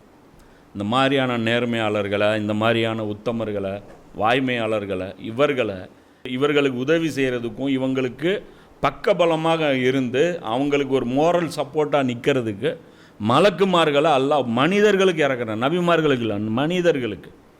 அவன் எத்தகையவன் என்றால் உங்கள் மீது அவன் அருள் புரிகின்றான், இன்னும் அவனது மலக்குகளும் உங்களுக்காக பாவ மன்னிப்பு கேட்கிறார்கள். காரணம், இருள்களில் இருந்து ஒளியின்பால் உங்களை அவன் வெளியேற்றுவதற்காக. மேலும் அல்லாவின் விசுவாசியாகிய உங்கள் மீது மிக்க கிருபையுடையவனாக அல்லாஹ் இருக்கிறான். இது 33வது அத்தியாயத்தில் 43வது வசனம். அல்லாஹ் என்ன சொல்கிறான், மலக்குகளை கொண்டு நான் வேலை செய்கிறேன். என்ன பண்ணுற மலக்குகளை வச்சு, இருள்களிலிருந்து ஒளியின் பக்கம் உங்களை செலுத்துகிறேன். மலக்குகள் நமக்கு நேர்வழி கொடுக்கும். அது நம்ம எண்ணம் உதிக்கும் பாருங்கள், நமக்கு உதிக்கக்கூடிய எண்ணங்கள் மலக்குகள் நமக்குள்ளே இன்ஃப்ளூயன்ஸ் போடுவாங்க. நீ கொஞ்சம் நல்லவனாக மாறுறதுக்கு முடிவு பண்ணு பாரு, உனக்கு ரொம்ப நல்லவனாக அல்லாஹ் ஆக்கிடுவோம்.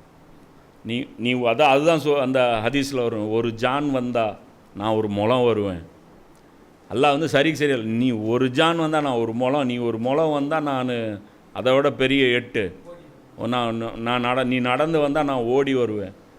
அப்போது அதை விட பன்மடங்காக அல்லாஹ் வந்து அதை என்ன பண்ணுறான், நன்மைகளை வந்து அந்த நல்லவனை இன்னும் நல்லவனாக மாற்றுவான். அப்போ அவனை எந்த மாதிரியெல்லாம் அல்லாஹ் ஆக்கிரம் பாருங்க. இதனையும் நினைவு கூறுங்கள், இறைவன் வானவர்களிடம் அறிவித்து கொண்டிருந்தான், நிச்சயமாக நான் உங்களோடு இருக்கிறேன், எனவே நம்பிக்கையாளர்களை நீங்கள் உறுதியாக இருக்க செய்யுங்கள். அல்லாஹ் மூமின்களை பார்த்து அல்லாஹ் மலக்குகளுக்கு என்ன உத்தரவு போடுறான் பாருங்க, மூமின்களோட போய் இருங்க, அவங்கள பலப்படுத்துங்க. அவங்க சோர்ந்து போயிருப்பாங்க, ஏன் அல்லாஹ்வுக்காக ஒரு விலை கொடுத்துருப்பாங்க, ஒரு இழப்பு ஏற்பட்டுருக்கும். அப்போ அந்த இழப்பை வந்து சரி பண்ணுறதுக்கு மலக்குகள் வந்து நமக்கு எப்பயாவது மலக்கு வந்து நம்மகிட்ட அட்வைஸ் பண்ணது நம்ம பார்த்துருப்போமா? இல்லை. ஆனால் இதெல்லாம் நடக்குது, இதெல்லாம் டிஃபால்ட்டாக நடக்குது. நம்மளுக்கு யாரோ வந்து ஒருத்தர் ஆறுதல் படுத்திடுறாங்க, பக்கத்தில் ஒரு நண்பர் தான் இருந்து ஆறுதல் படுத்தணுன்ட்டு இல்லை, நமக்கு நாமளே திடீர்னு நம்ம பாருங்க மூட் அவுட் ஆகும், ஏன்டா உம்முன்னு இருக்காமோ, அப்போ கொஞ்சம் நேரம் கழித்து சரியாக போயிடுவோம், உடுப்பா அப்படின்றோம். ஏதோ ஒரு தொழுவு போவோம், அந்த தொழுகைக்கு அப்புறம் முகம் தெளிஞ்சிரும், போகும்போது உம்முன்னு மூஞ்சி தொங்க போட்டு போயிருப்போம், வரும்போது பார்த்திங்கன்னா மூஞ்சி பிரகாசமாயிரும். இது மாதிரி நடக்கும். இப்போ இதெல்லாம் அல்லாஹ் வந்து மனிதனுக்காக பண்ணக்கூடிய ஏற்பாடு. இப்போ இந்த இடத்துலையும் நபிமார்களுடைய என்ட்ரி இல்லை. அதே மாதிரி இந்த மலக்குகள் எப்படியெல்லாம் நமக்கு உதவி செய்கிறாங்க அப்படிங்கிறது அல்லாஹ், எவர்கள் அல்லாஹ் தான் எங்கள் இறைவன் என்று கூறி பின்னர் அதில் உறுதியாக நிலைத்து நின்றார்களோ நிச்சயமாக அவர்கள் மீது வானவர்கள் இறங்குகிறார்கள். அவங்க மேலே வானவர்கள் இறங்குறாங்க, அன்சல்லாம் அவங்க இறக்குறாங்க. மேலும் அவர்களிடம் கூறுகிறார்கள், அஞ்சாதீர்கள், கவலைப்படாதீர்கள், உங்களுக்கு வாக்களிக்கப்பட்டிருக்கும் சுவனத்தின் நற்செய்தியினால் மகிழ்ச்சி அடையுங்கள். பயப்படாதீங்க, கவலைப்படாதீங்க, உங்களுக்கு வாக்களிக்கப்பட்டிருக்கிற சொர்க்கம் இருக்குது, அதை கொண்டு நற்செய்தி கொடுங்க, மகிழ்ச்சி அடைங்க, நாங்கள் உங்களுக்கு உற்ற துணையாக இருப்போம் இந்த உலக வாழ்விலும் மறுமையிலும். உலக வாழ்விலும், இப்போ உலக வாழ்வில எத்தனை பேருக்கு நம்ம ஃப்ரெண்டாக வச்சுருக்கோம் மலக்க, எத்தனை பேர் நம்ம கூட சேர்ந்து டபுள் சுற்றிட்டு இருக்காங்க வண்டியில். அவங்க என்னப்பா அது பின்னாடி என்னப்பா வெள்ளையானம் போகுது, இல்லை அவங்க 2 பேர் ஃப்ரெண்டுங்க, அவர் ஃப்ரெண்டு மலக்கு, அவங்க 2 பேர் அப்படி தான் போவாங்க. அப்படிலாம் நம்ம எங்கேயும் பார்த்துருக்கலாம். உலக வாழ்க்கையில் உற்ற நண்பர்கள்ங்கிறாங்க. இப்போ பத்திரிக்கை வைக்கும்போது மலக்கு சேர்த்திருந்தாங்க, கல்யாணம் வச்சுருக்கேன் வந்துருக்கு, அவர் ரொம்ப முக்கியமான எங்கள் ஃபேமிலி ஃபங்க்ஷனில் ஒன்றுகள் கூட மிஸ் ஆக மாட்டார் அப்படியா. அது இதெல்லாம் நமக்கு உள்ளேயே வந்து நடக்கக்கூடிய விஷயம். இது வந்து நம்மளால் ஃபீல் பண்ண முடியும், அது வந்து நம்மளால் ஃபீல் பண்ண முடியும். அது வந்து அல்லாஹ் சொல்கிறான், அங்கு நீங்கள் விரும்புகின்ற அனைத்தும் உங்களுக்கு கிடைக்கும், நீங்கள் கேட்கக்கூடிய ஒவ்வொன்றும் உங்களுடைய. இப்போ இவங்க உலகத்திலையும் நண்பர்களாக இருப்பாங்க. ஏன்னா இவங்களுக்கு அல்லாஹ்வை விட்டால் வேறு யாரும் கிடையாது. இவனு வந்து சமூகமோ அங்கே இருக்கக்கூடிய பிரமுகர்களோ யாரும் வந்து இவனை வந்து அரவணைக்கலாம் மாட்டாங்க, எல்லாத்தையும் எல்லோரும் ஒதுக்கி வச்சுருப்பாங்க இவனை. அப்போ யார் இவனுக்கு கதி? அப்போ அல்லாஹ் தான் கதி. அப்போ அல்லாஹ் என்ன பண்ணுவான்? அவன் தனியாக இருக்கான்டா, போட அவனை போய் பலப்படுத்து, அவன் தனிமையில் இருக்கான், அவன் தனிச்சிருக்கான், அல்லாஹ்வால் தனித்து விடப்பட்டிருக்கான், அவனை சப்போர்ட் பண்ணுங்க அப்படின்னு. அப்போ இது மாதிரியெல்லாம் நம்ம பார்க்கும்போது தான் சில வாழ்க்கையில் நம்ம சில முடிவுகள் எடுத்திருப்போம், பார்த்தா நம்ம எடுத்துருவோம், பின்னாடி திரும்பி பார்க்கும்போது ஆச்சரியமாக இருக்கும், இந்த முடிவெல்லாம் நம்மளாம் எடுத்தோம், பெரிய முடிவாக இருக்கும். குடும்பத்தையே பகைச்சிக்கிட்டு, எல்லாரையும் பகைச்சிக்கிட்டு, எல்லாரையுமே தூக்கி போட்டு இவ்வளோ பெரிய நஷ்டத்தை நம்ம எப்படி காம்ப்ரமைஸ் பண்ணிக்கிட்டோம் அப்படின்னு பார்க்கும்போது பார்த்திங்கன்னா அந்த நேரத்தில் நமக்கு அந்த மலக்கு வந்து பக்கபலமாக நின்று நமக்கு சொல்லியிருப்பார், பயப்படாத, என்ன இதெல்லாம் ஒரு லாஸா, ஏன் கவலைப்படுற, நீ தைரியமாக இருக்குங்க. நமக்கு நம்மளே பூஸ்டாக இருக்கும். பக்கத்தில் பெரிய மூமின்னு அப்படின்னு நம்ம நமக்குள்ளே ஒரு போராட்டமே நடந்துகிட்ருக்கோம், உள்ளுக்குள்ளே ஒரு எரிமலை குமுறிட்டு இருக்கோம், நமக்கு தொட நடுங்கிற நமக்கு தான் தெரியும், இவன் பெரிய வீரம்பா. அவன் நினைப்போம், இன்னும் போட்டு டமால்னு உடச்சிட்டானே, அவனுக்கு தெரியும் என்னத்தை உடச்சேன்னு. ஏதோ ஒரு ஜோரில் அப்படியே ஃப்ளோவில் நடந்துருச்சு, அப்படியே பண்ணிட்டோம், சில விஷயங்கள் அப்படி நடந்துடும். இப்போ அல்லாஹ் வந்து பாருங்கள் நமக்கு எவ்வளோ வாய்ப்புகள் இங்கே வச்சுருக்கான். அப்போ அந்த அடிப்படையில் பார்க்கும்போது உண்மையில் மனிதனுடைய கேள்வி கணக்கு எந்த வேதத்தின் அடிப்படையிலும் எந்த நபியின் அடிப்படையிலும் இருக்கவே போகிறது கிடையாது.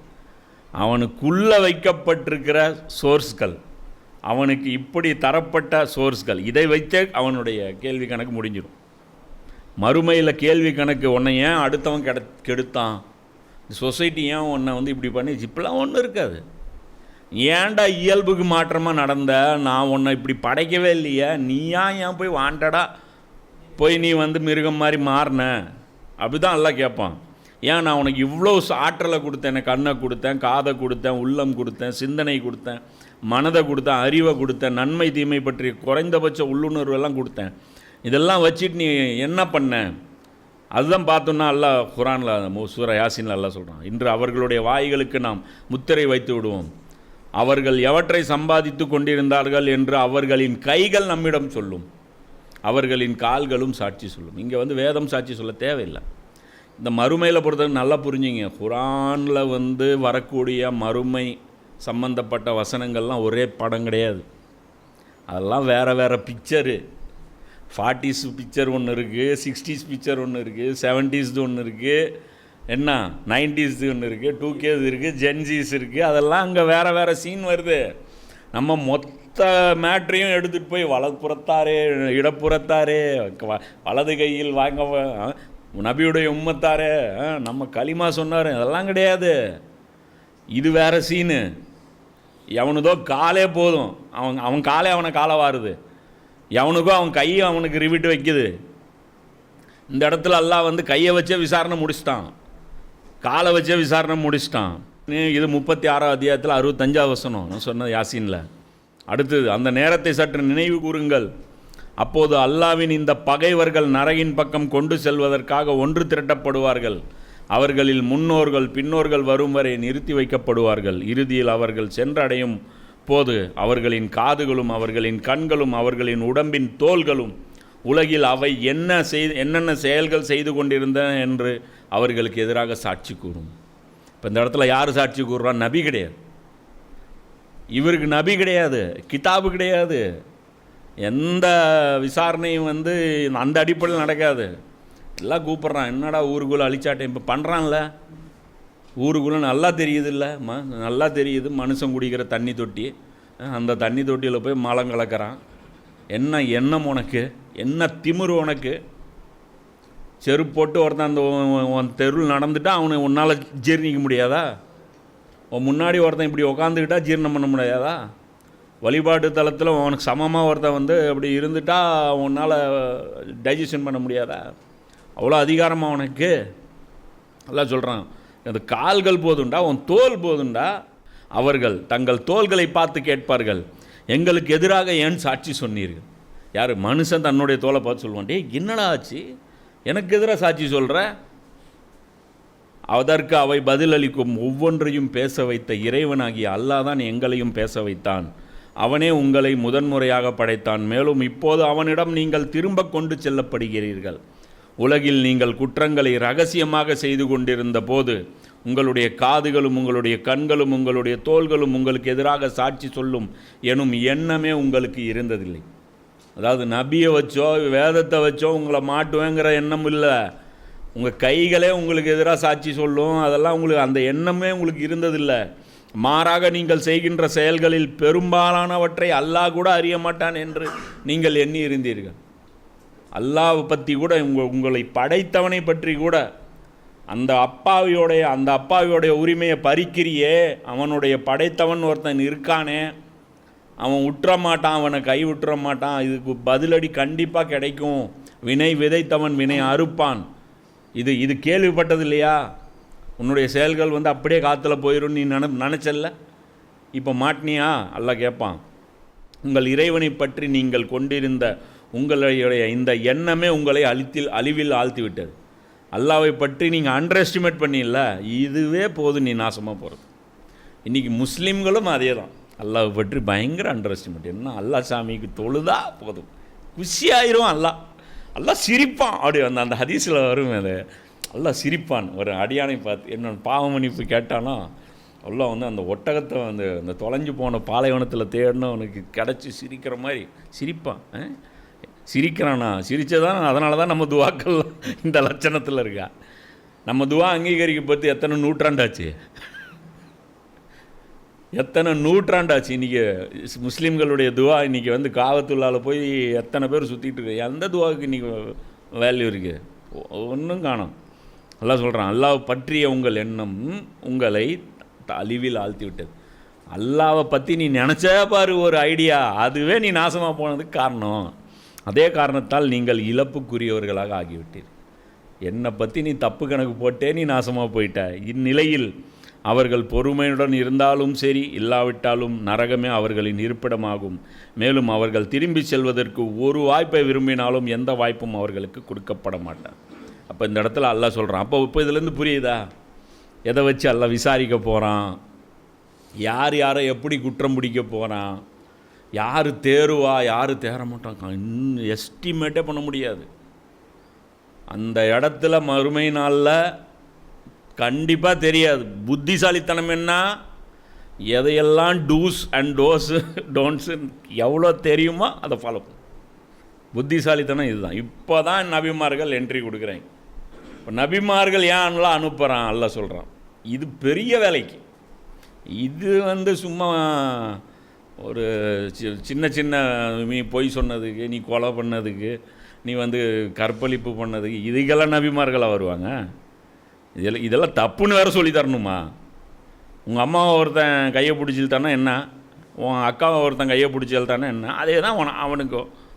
அடுத்தவன் அக்காவை நீ கையை பிடிச்சி இழுத்தீங்கன்னா அதான். வேறு என்ன இதெல்லாம் சொல்லி தருவாங்களா? எது உனக்கு கெட்டதோ அது எல்லாம் மற்றவனுக்கு கெட்டது, சிம்பிள். இது சொல்லி தர்றதுக்கு ஒரு ஆள் வரணுமா? எதெல்லாம் உனக்கு நல்லது, எதுலலாம் நீ சந்தோஷப்படுவ? ஒருத்தன்ட்ட வியாபாரம் பண்ணுற, அவன் வந்து உங்ககிட்ட மோசடி பண்ணிட்டான், அவனை நீ சந்தோஷம், நீ ஒன்றை ஒருத்தன் மோசடி பண்ணால் நீ விரும்பியா? பண்ண மாட்டான், விரும்ப மாட்டான். அப்போ நீ அடுத்தவனை பண்ணாத. இதுக்கு எதுக்கு நபி? பொய் சொன்னால் உன்னை ஒருத்தன் பொய் சொல்லி ஏமாற்றிட்டான், நீ விரும்புவியா? மாட்டேன். அப்போ அடுத்தவனை நீ பொய் சொல்லி ஏமாத்தாத. இதுக்கு எதுக்கு நபி? அப்போ இதை தாண்டி ஒரு வேலை இருக்குது, அதுக்கு தான் நபி. இப்போ நபியோடைய பர்பஸை கண்டுபிடிக்கிறது பெரிய விஷயம். நபிமார்கள்லாம் வந்துட்டாங்க அப்படின்னா, அவங்க வந்தாங்கன்னா அவங்க வேறு லெவலு. அவங்க வந்தாங்கன்னா அதுக்கப்புறம் அது வரைக்கும் நடந்துட்டு இருந்த எக்ஸாமு வேறு லெவலுக்கு போயிடும். அப்படியே ஹார்டாயிரும். 5ஆவது கிளாஸ் ஒன்று போது எல்லாம் பேப்பர் கொடு. ஏன் சார் ஃப்ரெஷ் எக்ஸாம்ப்பா, புதுசு, இன்னிலேருந்து ரூல்ஸ் புதுசு. ஏன்? பூமிக்கு ஒரு நபி வந்துட்டார், இன்னிலேருந்து ஆட்டம் எல்லாம் கோடாலி முடிஞ்சு போச்சு. இனி வந்து கேள்வி கணக்கு இதெல்லாம் கிடையாது. வா ஃப்ரெஷ்ஷு வந்துரு. இப்போ அல்லாஹ் சொல்கிறான் பாருங்க, இதில் வந்து என்ன, இது வந்து என்ன அப்படின்னா, அதாவது இந்த உலக வாழ்க்கை நம்மளை மயக்கிருச்சு, நாங்கள் இப்படி ஆகிட்டோம், நாங்கள் சிந்திக்க தவறிட்டோம், நாங்கள் அப்படி பண்ணிட்டோம், இந்த மாதிரி எந்த எக்ஸ்கியூஸும் இருக்கக்கூடாது என்பதற்காக அல்லாஹ்வால் அனுப்பப்படுபவர்கள் நபிமார்கள். இப்போ இந்த நபி வந்துட்டார்னா என்ன ஆயிரும்? வானத்துக்கும் பூமிக்கும் லைவ் கான்டாக்டு சிக்னல் ஏரியல் போயிடும். வானத்திலிருந்து நபி இப்படி மேலே போவார், மேலே இருந்து செய்தி கீழே வரும், டைரக்ட் கனெக்ஷனு. எவ்வளோ பெரிய விஷயம் இது. வியப்பு, அதான் ஜின்கள் சொல்கிறாங்களே, வியப்பான ஒரு விஷயம், மகத்தான செய்தி. இதுதான் மகத்தான செய்தி. வானத்தோட கனெக்ஷன் ஏற்பட்டுருச்சு, கிரியேட்டரோட கான்டாக்டு. என்ன கேள்வி கேட்டாலும் பதில். ஏன் படைச்சா, எதுக்கு படைச்சா, அந்த நபி என்ன பண்ணார், இதை என்ன பண்ணார், எல்லாத்துக்கும் பதில். டவுட்டே கிடையாது. அதுதான் அல்லாஹ் சொல்கிறான், இறை தூதர்கள் அனைவரும் நற்செய்தி அறிவிப்பவர்களாகவும் எச்சரிப்பவர்களாகவும் அனுப்பி வைக்கப்பட்டார்கள்.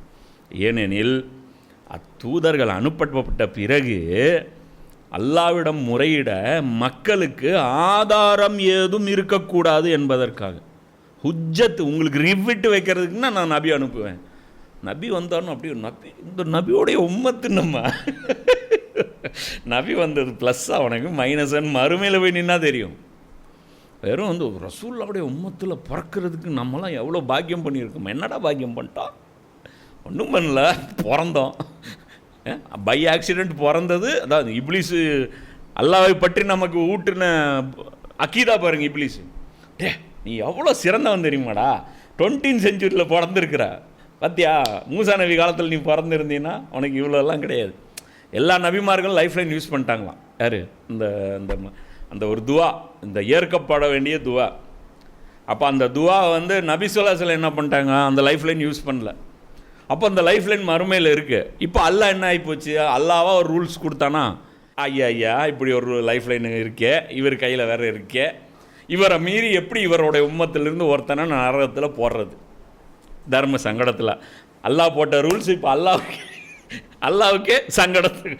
ஆனால் இப்படிலாம் நினச்சிட்டு இருக்கிறீங்களே, என்ன நினச்சிட்டு இருக்கிறீங்க? நபி வந்து பரிந்துரை பண்ணிட்டார்னா அல்லாஹ்வால் மறுக்கவே முடியாதா? அது இதைத்தானே சொல்லிட்டு இருந்தாங்க எல்லாரும். ஏன்டா மற்ற கடவுளை வணங்குறீங்க அப்படின்னா, அவர்கள் எங்களுக்காக பரிந்துரை செய்வார்கள். அப்போ நீ நபியை வணங்கிட்டு இருக்கிற. எப்படியும் பரிந்துரைனா என்ன தெரியுமா, அல்லாஹ் ஒருத்தனுக்கு நரகம்னு முடிவு பண்ணதுக்கு அப்புறமும் வலுக்கட்டாயமாக தன்னுடைய இன்ஃப்ளூயன்ஸை பயன்படுத்தி பரிந்துரை செஞ்சிட்டார்னா அதுதான் அல்லாஹ், அது கடவுள். அது ரசூலானால் பண்ண முடியாது. யாராவது ஒருத்தர் நரகவாசி அப்படின்னா ரசூலானால் பண்ண முடியாது.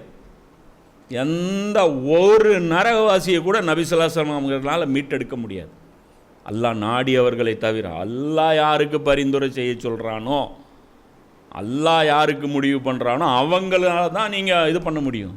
இல்லைன்னா நீங்கள் பாட்டுக்கு அல்லாவை பற்றி நினச்சிக்கோங்க, எப்படியோ நபியுடைய உம்மத்து அப்படின்னு நினச்சிங்க. அல்லாஹ் சொல்கிறான், மக்களுக்கு ஆதாரமே இருக்கக்கூடாது, இனி ஹுஜ்ஜத்து நிறுவிடணும். மேலும் எந்நிலையிலும் அல்லாஹ் யாவற்றையும் மிகைத்தவனாகவும் நுண்ணறிவாளனாகவும் இருக்கிறான். எனக்கு எல்லாம் தெரியும், யாவனை யாரை வச்சு எப்படி விசாரணை பண்ணணுன்ட்டு. அதுதான் அல்லாஹ். அந்த விசாரணை எப்படி இருக்கும்? அல்லாஹ் சொல்கிறான், வேதம் அருளப்பட்டவர்களே, இது அவங்க பனி இஸ்ரவேலை பார்த்து அல்லாஹ் சொல்கிறான், தூதர்களின் வருகை தொடர் சிறிது காலம் வரை நின்று போயிருந்த சமயத்தில் என்னுடைய இந்த தூதர் உங்களிடம் வந்து விட்டார். கொஞ்ச நாள் ஒரு 500 வருஷம் காலியாக விட்டுருந்தேன் ஈசா நபியோடு சரி. அதுக்கப்புறம் கொஞ்சம் பிரேக் விட்டுருந்தேன். இப்போ நம்மால் இறங்கிட்டார். இறைநறியின் தெளிவான அறிவுரைகளை உங்களுக்கு கற்றுத்தந்து கொண்டிருக்கிறார். ஒட்டுமொத்த கான்செப்ட், அதாவது ஃபிலாசபினுடைய சிந்தனை எப்படி நீ யூனானில் போய் கற்றுக்கிட்டு வர, நீ போய் கிரேக்கர்கள்ட்ட, அரிஸ்டாட்டில்கிட்ட, சாக்ரட்டிஸ்ட்ட, இவங்ககிட்ட அவங்ககிட்ட போயிட்டு அங்கங்கெல்லாம் கற்றுக்கிட்டு வர. எல்லாத்தையும் இப்போ இவர் கற்றுக் கொடுக்குறார். எதற்காக வேணில் நற்செய்தி கூறக்கூடிய, அச்சமூட்டி எச்சரிக்கை செய்யக்கூடிய எவரும் எங்களிடம் வரவில்லையே என்று நீங்கள் கூறாமல் இருப்பதற்காக. இன்றைக்கின்று இல்லை, உலகம் முடிகிற வரைக்கும் எவ்வளோ உங்களுக்கு அட்வைஸ் தேவையோ அதெல்லாம் இறக்கியாச்சு. எல்லாம் முடிஞ்சது, போச்சு, அவ்வளோதான். மேலும் அல்லாஹ் யாவற்றின் மீதும் பேராற்றல் உள்ளவனாக இருக்கான். இப்போ கொண்டாந்து நிப்பாட்டிட்டேன், இனியெல்லாம் நீங்கள்லாம் சாக்கு போக்கெல்லாம் சொல்ல முடியாது. அப்போது இதிலேருந்து புரிஞ்சுக்கணும் என்ன அப்படின்னா, எப்படி வெளிப்புற சக்திகள், தீய சக்திகள் நம்மளை வலுக்கட்டாயமாக தீமையை செஞ்சு வச்சிட முடியாதோ, அதே மாதிரி நபிமார்களும் வலுக்கட்டாயமாக நன்மை செய்ய வச்சிட முடியாது. நீ தொழுதே ஆகணும், புறா இந்தா ஃபஸ்ட்டு சஜ்தா, இந்தா ரெண்டாவது, இப்படிலாம் பண்ண வைக்க முடியாது. அட்வைஸ் தான் பண்ணுவார், அவரும் ரெக்கமெண்ட் தான் பண்ணுவார். அவன் தீய விஷயத்தை க்ளோரிஃபை பண்ணி காட்டுவான். நபி ஸல்லல்லாஹு அலைஹி வஸல்லம் அவர்கள் நல்ல விஷயத்தை க்ளோரிஃபை பண்ணுங்க, இப்படி கொடுங்கப்பா, இப்படி இருங்கப்பா, இது மாதிரி நடந்துக்குங்க அப்படின்னு சொல்லிட்டு இது பண்ணுவார். புரியுதா? அப்போ அல்லாஹ் சொல்கிறான், நிச்சயமாக நாம் நினைவூட்டும் இவ்வேதத்தை மீது இறக்கி வைத்தோம், நிச்சயமாக நாமே அதன் பாதுகாவலனாக இருக்கிறோம். இப்போ இந்த வேதத்துடைய ரிசல்ட் என்ன? இப்போ இந்த நபிமார்கள் என்ன பண்ணுவாங்க அப்படின்னா, மறந்து போன அந்த கரப்டான சாஃப்ட்வேரை நினைவுபடுத்துவாங்க. கூடுதலாக பணிகள் கொடுக்கப்படும். புரியுதா? சும்மா நினைவுபடுத்துவாங்க அப்படின்னா, அப்போ நபி வந்துட்டார்னா அதுக்கப்புறம் கேம் டோட்டலாக சேஞ்ச் ஆகிடும். அதுக்கப்புறம் அக்கீதா வந்துடும், இபாதத்து வந்துடும், மாமுலாத்து வந்துடும், கொடுக்கல் வாங்கல் வந்துடும், எல்லாமே வந்துடும். முழு சத்தியம் வந்துடும். ஒரு விஷயத்தில் கூட ஒரு இன்ச்சு கூட உன் விருப்பப்படி நீ நடக்கக்கூடாது. முழுக்க அல்லாஹ்வுடைய கைடன்ஸுக்குள்ளே நீ வந்துடணும். இங்கே நான் என் இஷ்டப்படி நடப்பேன், அனோ இச்சை தூக்கி குப்பையில் போட்டுடணும். ஒரு விஷயத்துலையும் உனக்கு சலுகையே கிடையாது. எந்த விஷயத்தில் நபி மௌனமாக இருந்தாரோ அந்த விஷயம் உனக்கு சலுகை, அவ்வளோதான். இன்றைக்கி அதாவது இப்படி இது அறுத்து சாப்பிட்ணும், சிக்கன் சாப்பிட்லாமா மட்டன் சாப்பிட்லாமா, அது உன் விஷயம். அது நபி ஃபோர்ஸ் பண்ண மாட்டார். அது அது அது அது சைலண்ட்டாக விட்டார். இல்லைனா அதுவும் ரசூலுல்லாஹ் சொல்லியிருந்தாங்கன்னா அதுவும் ஃபாலோ தான் பண்ணியாகும், மாற்றியெல்லாம் பண்ண முடியாது. அப்போது இப்போ இந்த வேதத்தை பொறுத்த வரைக்கும், இப்போ நபிமார்களுடைய இதை பொறுத்த வரைக்கும் அல்லாஹ் என்ன சொல்கிறான், நிச்சயமாக நாம் நினைவிட்டும் இவ்வேதத்தை மீது இறக்கி வைத்தோம், நிச்சயமாக நாமே அதன் பாதுகாவலனாக இருக்கிறோம். இது 15:9 வசனத்தில் அல்லாஹ். இன்னொரு இடத்துல தாஹாவில் அல்லாஹ் சொல்லும்போது 20 அத்தியாயத்தில் ஃபஸ்ட்டு 3 வசனங்கள், தாஹா, நபியை நீர் துன்பப்படுவதற்காக இந்த குர்ஆன் மீது இறக்கப்படவில்லை, அல்லாஹ்வுக்கு அஞ்சுவோருக்கு நல்லுபதேசமே அன்றி வேறில்லை. இந்த நல்லவங்க இருப்பாங்க இல்லையா, ஆல்ரெடி அவங்க நல்லதை தேர்வு பண்ணி ஆல்ரெடி இந்த சமூகத்தில் அவங்களுக்கு கொடுக்கப்பட்ட அந்த புலன்கள், ஆற்றல்கள் இதெல்லாம் வச்சு நன்மையின் பாதையில் அவங்க போயிட்டு இருந்தாங்கல்ல, அவர்களுக்கு இன்னும் சில நன்மைகளை இந்த நபிமார்கள் அறிமுகப்படுத்துவார்கள். அதை நினைவூட்டுவாங்க. அவங்க டக்குன்னு அலர்ட் ஆயிடுவாங்க, அதை கப்புன்னு பற்றி பிடிச்சிக்குவாங்க. அப்போ அது அல்லாஹ் சொல்கிறான், இந்த குர்ஆன் நீ துன்பப்படுவதற்காக. இப்போ இதில் இன்னொரு மீனிங்கும் இருக்குது இந்த வசனத்துக்கு. என்ன அப்படின்னா, இந்த குர்ஆனை வந்ததுலேருந்து, இப்போ குர்ஆன் வர்றது முன்னாடி நபி ஸல்லல்லாஹு அலைஹி வஸல்லம் எப்படி இருந்தாங்க? சந்தோஷமாக இருந்தாங்க, மகிழ்ச்சியாக இருந்தாங்க.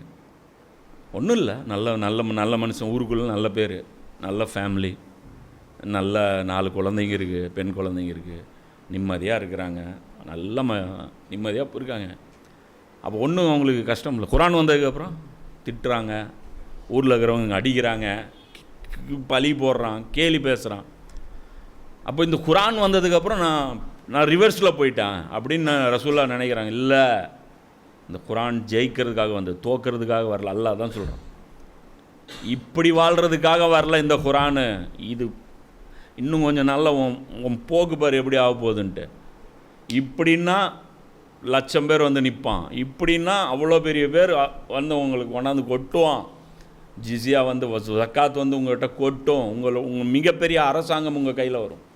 நீங்கள் துன்பப்படுவதற்காக நான் இறக்கலை, நீங்கள் நீங்கள் ஆள்வதற்காக நான் இறக்கியிருக்கேன். இது தோற்கக்கூடிய வேதம் கிடையாது, இது ஜெயிக்கக்கூடிய வேதம். அல்லாஹ் தான் சொல்கிறேன், நீ தோல்வி அடைவதற்காக நான் நீ துன்பப்படுறதுக்கும் துக்கப்படுறதுக்கும் துயரப்படுறதுக்குமா இந்த குரானை இறக்கினேன். இது ஜெயிக்கிற கட்சி, இது ஜெயிக்கிற அற்புதம். இதை கொண்டு வேறு தான் நடக்கும் அப்படி சொல்கிறான். இது ஒரு முக்கியமான விஷயம். இது நம்ம வந்து இந்த குரான் படி நம்ம சரியாக தாவா செஞ்சோம்னா இந்த குரான் மனிதர்களை உருவாக்கும், பெரிய பெரிய ஆளுமைகளை உருவாக்கும். நம்ம என்ன நினைக்கிறோம், இந்த காலகட்டத்தில் மதம்னாலே வெறுக்கிறானே, நான் எப்படி போய் குரானை போய் பிரச்சாரம் பண்ணுறது, குரானை போய் நான் எப்படி முஸ்லீம் அல்லாதவர்கள்ட்ட போய் நான் போய் பிரச்சாரம் பண்ணுறது, நான் எப்படி போய் இந்த காலகட்டத்தில் மதத்தை பேசாமல் மதச்சார்பின்மைக்கு போயிடுவோம். பாய் கம்முன்னு இருக்கும், இப்போ போய் சலாம் சொல்லிட்டு போட. அப்போதான் இப்போ நம்மளாம் எவ்வளோ பெரிய ஸ்டேஜ் போட்டிருக்கோம், 1000 சேர் போட்டிருக்குதும், இத்தனை பேர் வந்து இருக்காங்க. அது மாதிரி அல்லாஹ் தான் சொல்கிறேன், நீர் தோல்வி அடைய இந்த குரானை வந்து நான் இறக்கலை. இது ஜெயிக்கிற வேதம், இது ஜெயிக்கிற குதிரை. இதில் நம்பி பெட்டு கட்டுங்க, இதில் இது ஜெயிக்கும். அதுதான் அல்லாஹ் சொல்கிறான், இது இறைவன் பக்கம் திரும்பும் அடியார்கள் எல்லோருக்கும் அகப்பார்வை அளிப்பதாகவும் நினைவூட்டும் நல்லுபதேசமாகவும் இருக்கிறது. அப்போது அந்த 50 அத்தியாயத்தில் 8வது வசனத்தில் அல்லாஹ் சொல்கிறான். அப்போ இது எல்லாமே இது வந்து என்னது, இது வந்து நினைவுபடுத்தும் நம்மளுடைய உள்ளத்தில் இருக்கக்கூடிய விஷயங்களை. அதை வந்து இன்னும் வந்து அதை ஃப்ரெஷ்ஷாக்கி விட்டுரும். நம்ம மனசு கஷ்டப்பட்டு சிந்திச்சுட்டு இருக்கிற விஷயங்களை அதை வந்து ரிவீல் பண்ணி விட்டுரும், அதை எளிமைப்படுத்தி விட்டுரும். அதுக்கப்புறம் குரான் சொல்கிற எந்த விஷயமும் நமக்கு வந்து பார்த்திங்கன்னா பாரமாகவே தெரியாது. கரெக்டு தானே, கரெக்டு தானே, கரெக்டு தானே, கரெக்டு தானே. அல்லாஹ் தானே சொல்கிறான். ஆமாம், அல்லாஹ் சொன்னால் அல்லாஹ்படி. யார் பொருளுக்கு சொந்தக்காரனோ அவன் தானே முடிவு பண்ணணும் தீன் யாருதுன்ட்டு. யார் பேச்சு கேட்டு நடக்கணும், ஓனர் யாரோ அவன் தானப்பா, அவன் வச்சது தானப்பா சட்டம். இதில் என்ன இருக்குது? அதான் அல்லாஹ் சொல்கிறான், எவருக்கு நல்ல இதயம் இருக்கிறதோ அல்லது எவர் ஓர்மையுடன் செவி தாழ்த்தி கேட்கிறாரோ அத்தகையவருக்கு நிச்சயமாக இதில் நினைவுறுத்தலும் படிப்பினையும் இருக்கிறது. காது கொடுத்து முதல்ல கேட்கணும் என்ன சொல்கிறாங்க அப்படின்னு. நாம் என்ன சொல்கிறோன்னு நம்மகிட்ட கேட்க மாட்டாங்க. நம்ம என்ன சொல்கிறோன்னு நம்ம எதிரி ஒருத்தன் புக்கு எழுதுவான், அந்த புக்கை போய் படிச்சுட்டு வந்துட்டு இவர்களுடைய கொள்கை இது அப்படிமா. அடே பாவி, நீ போட்டிருக்கிற லிஸ்ட்டில் முக்கால்வாசி அது எங்கள் கொள்கையே கிடையாதுடா. எங்ககிட்ட கேட்கும், நான் பேச்சு கேட்க மாட்டேன். சரிடா, அப்போ என்னை விட்டுரு, ஏன் கண்டுக்கிற? இல்லை, நான் உனக்கு பதிலும் கொடுப்பேன். உனக்கு ஒன்று அறிவில்லாத பின்பற்றுறான்னு சொல்கிறேன். நான் என்ன பேசுகிறேன்னே உனக்கு அறிவில்லை, நான் எதை பேசுனேன்னு உனக்கு அறிவில்லை. என்னுடைய இதை வந்து உன்னுடைய பேச்சே நீ கேட்கல, பதில் எதுக்கு நீ கொடுத்துட்ருக்குற?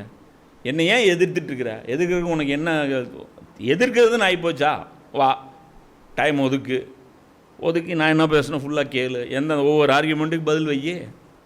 ஆகவே நபியே, நீர் இவற்றை கொண்டு நல்லுபதேசம் செய்வீராக. நிச்சயமாக நீர் நல்லுபதேசம் செய்பவர் தான். அப்போது அவர்கள் மீது பொறுப்பு சாட்டப்பட்டவர் அல்ல. உங்களுக்கு வேலை என்ன? பொறுப்பு சாட்டப்பட்டதல்ல. இதுதான் நான் சொல்கிறது, புரிஞ்சுக்கணும். என்னன்னா, குரான் நம்ம மேலே என்ன பணி தந்திருக்கு, நபிக்கே என்ன சொல்லுது? பொறுப்பு சாட்டப்படவில்லை. நீங்கள் அதை முடிச்சு இது பண்ணணும், அதாவது இவங்களெல்லாம் வழிக்கு கொண்டு வந்துடணுன்ட்டு அல்லாஹ் சொல்லலை. அதுக்கான உழைப்பு செய்யுங்க, பலன் கிடைக்கல, அது உங்களுடைய பிரச்சனை கிடையாது. இதனால தான் இன்றைக்கி வந்து இப்போ இந்த தீவிரவாதம் போகிறவங்களே என்ன பிரச்சனை அப்படின்னா, அவங்க என்ன நினச்சிக்கிறாங்கன்னா, வேலையை கம்ப்ளீட் பண்ணணுன்னு இவனுங்க நினச்சிக்கிறானுங்க. நபிக்கே கடமை இல்லாத விஷயத்தை தான் மேலே இழுத்து போட்டுக்கிறாங்க. உபதேசம் பண்ணால் ரொம்ப நாள் ஆகுதுங்க. இது எப்போ கேட்டு எப்போ நிலைமைக்கு வந்து தடால் அடியாக 4 முடிவு எடுத்தோமா, அதனால் அப்போ தாங்க ரிசல்ட் வரும் ரிசல்ட்டு 10 வருஷம் பேக்கில் போயிடுவோம். அறிவு கட்டவன் தான் சொல்கிறேன். அறிவுங்கிறது ஒரு மண்ணாங்கட்டியும் கிடையாது. நபிக்கே எவ்வளோ பொறுப்பு எல்லாம் கொடுத்துருக்கான். பொறுப்பு நானே சாத்தலைங்கிறேன். இத்தனைக்கு நபியை வந்து அல்லாஹ் எப்படி விசாரிப்பான், எவ்வளோ அவங்க தம் மேலே வந்து அவங்க ஷோல்டரில் ரெஸ்பான்சிபிலிட்டி எடுத்துக்குவாங்க.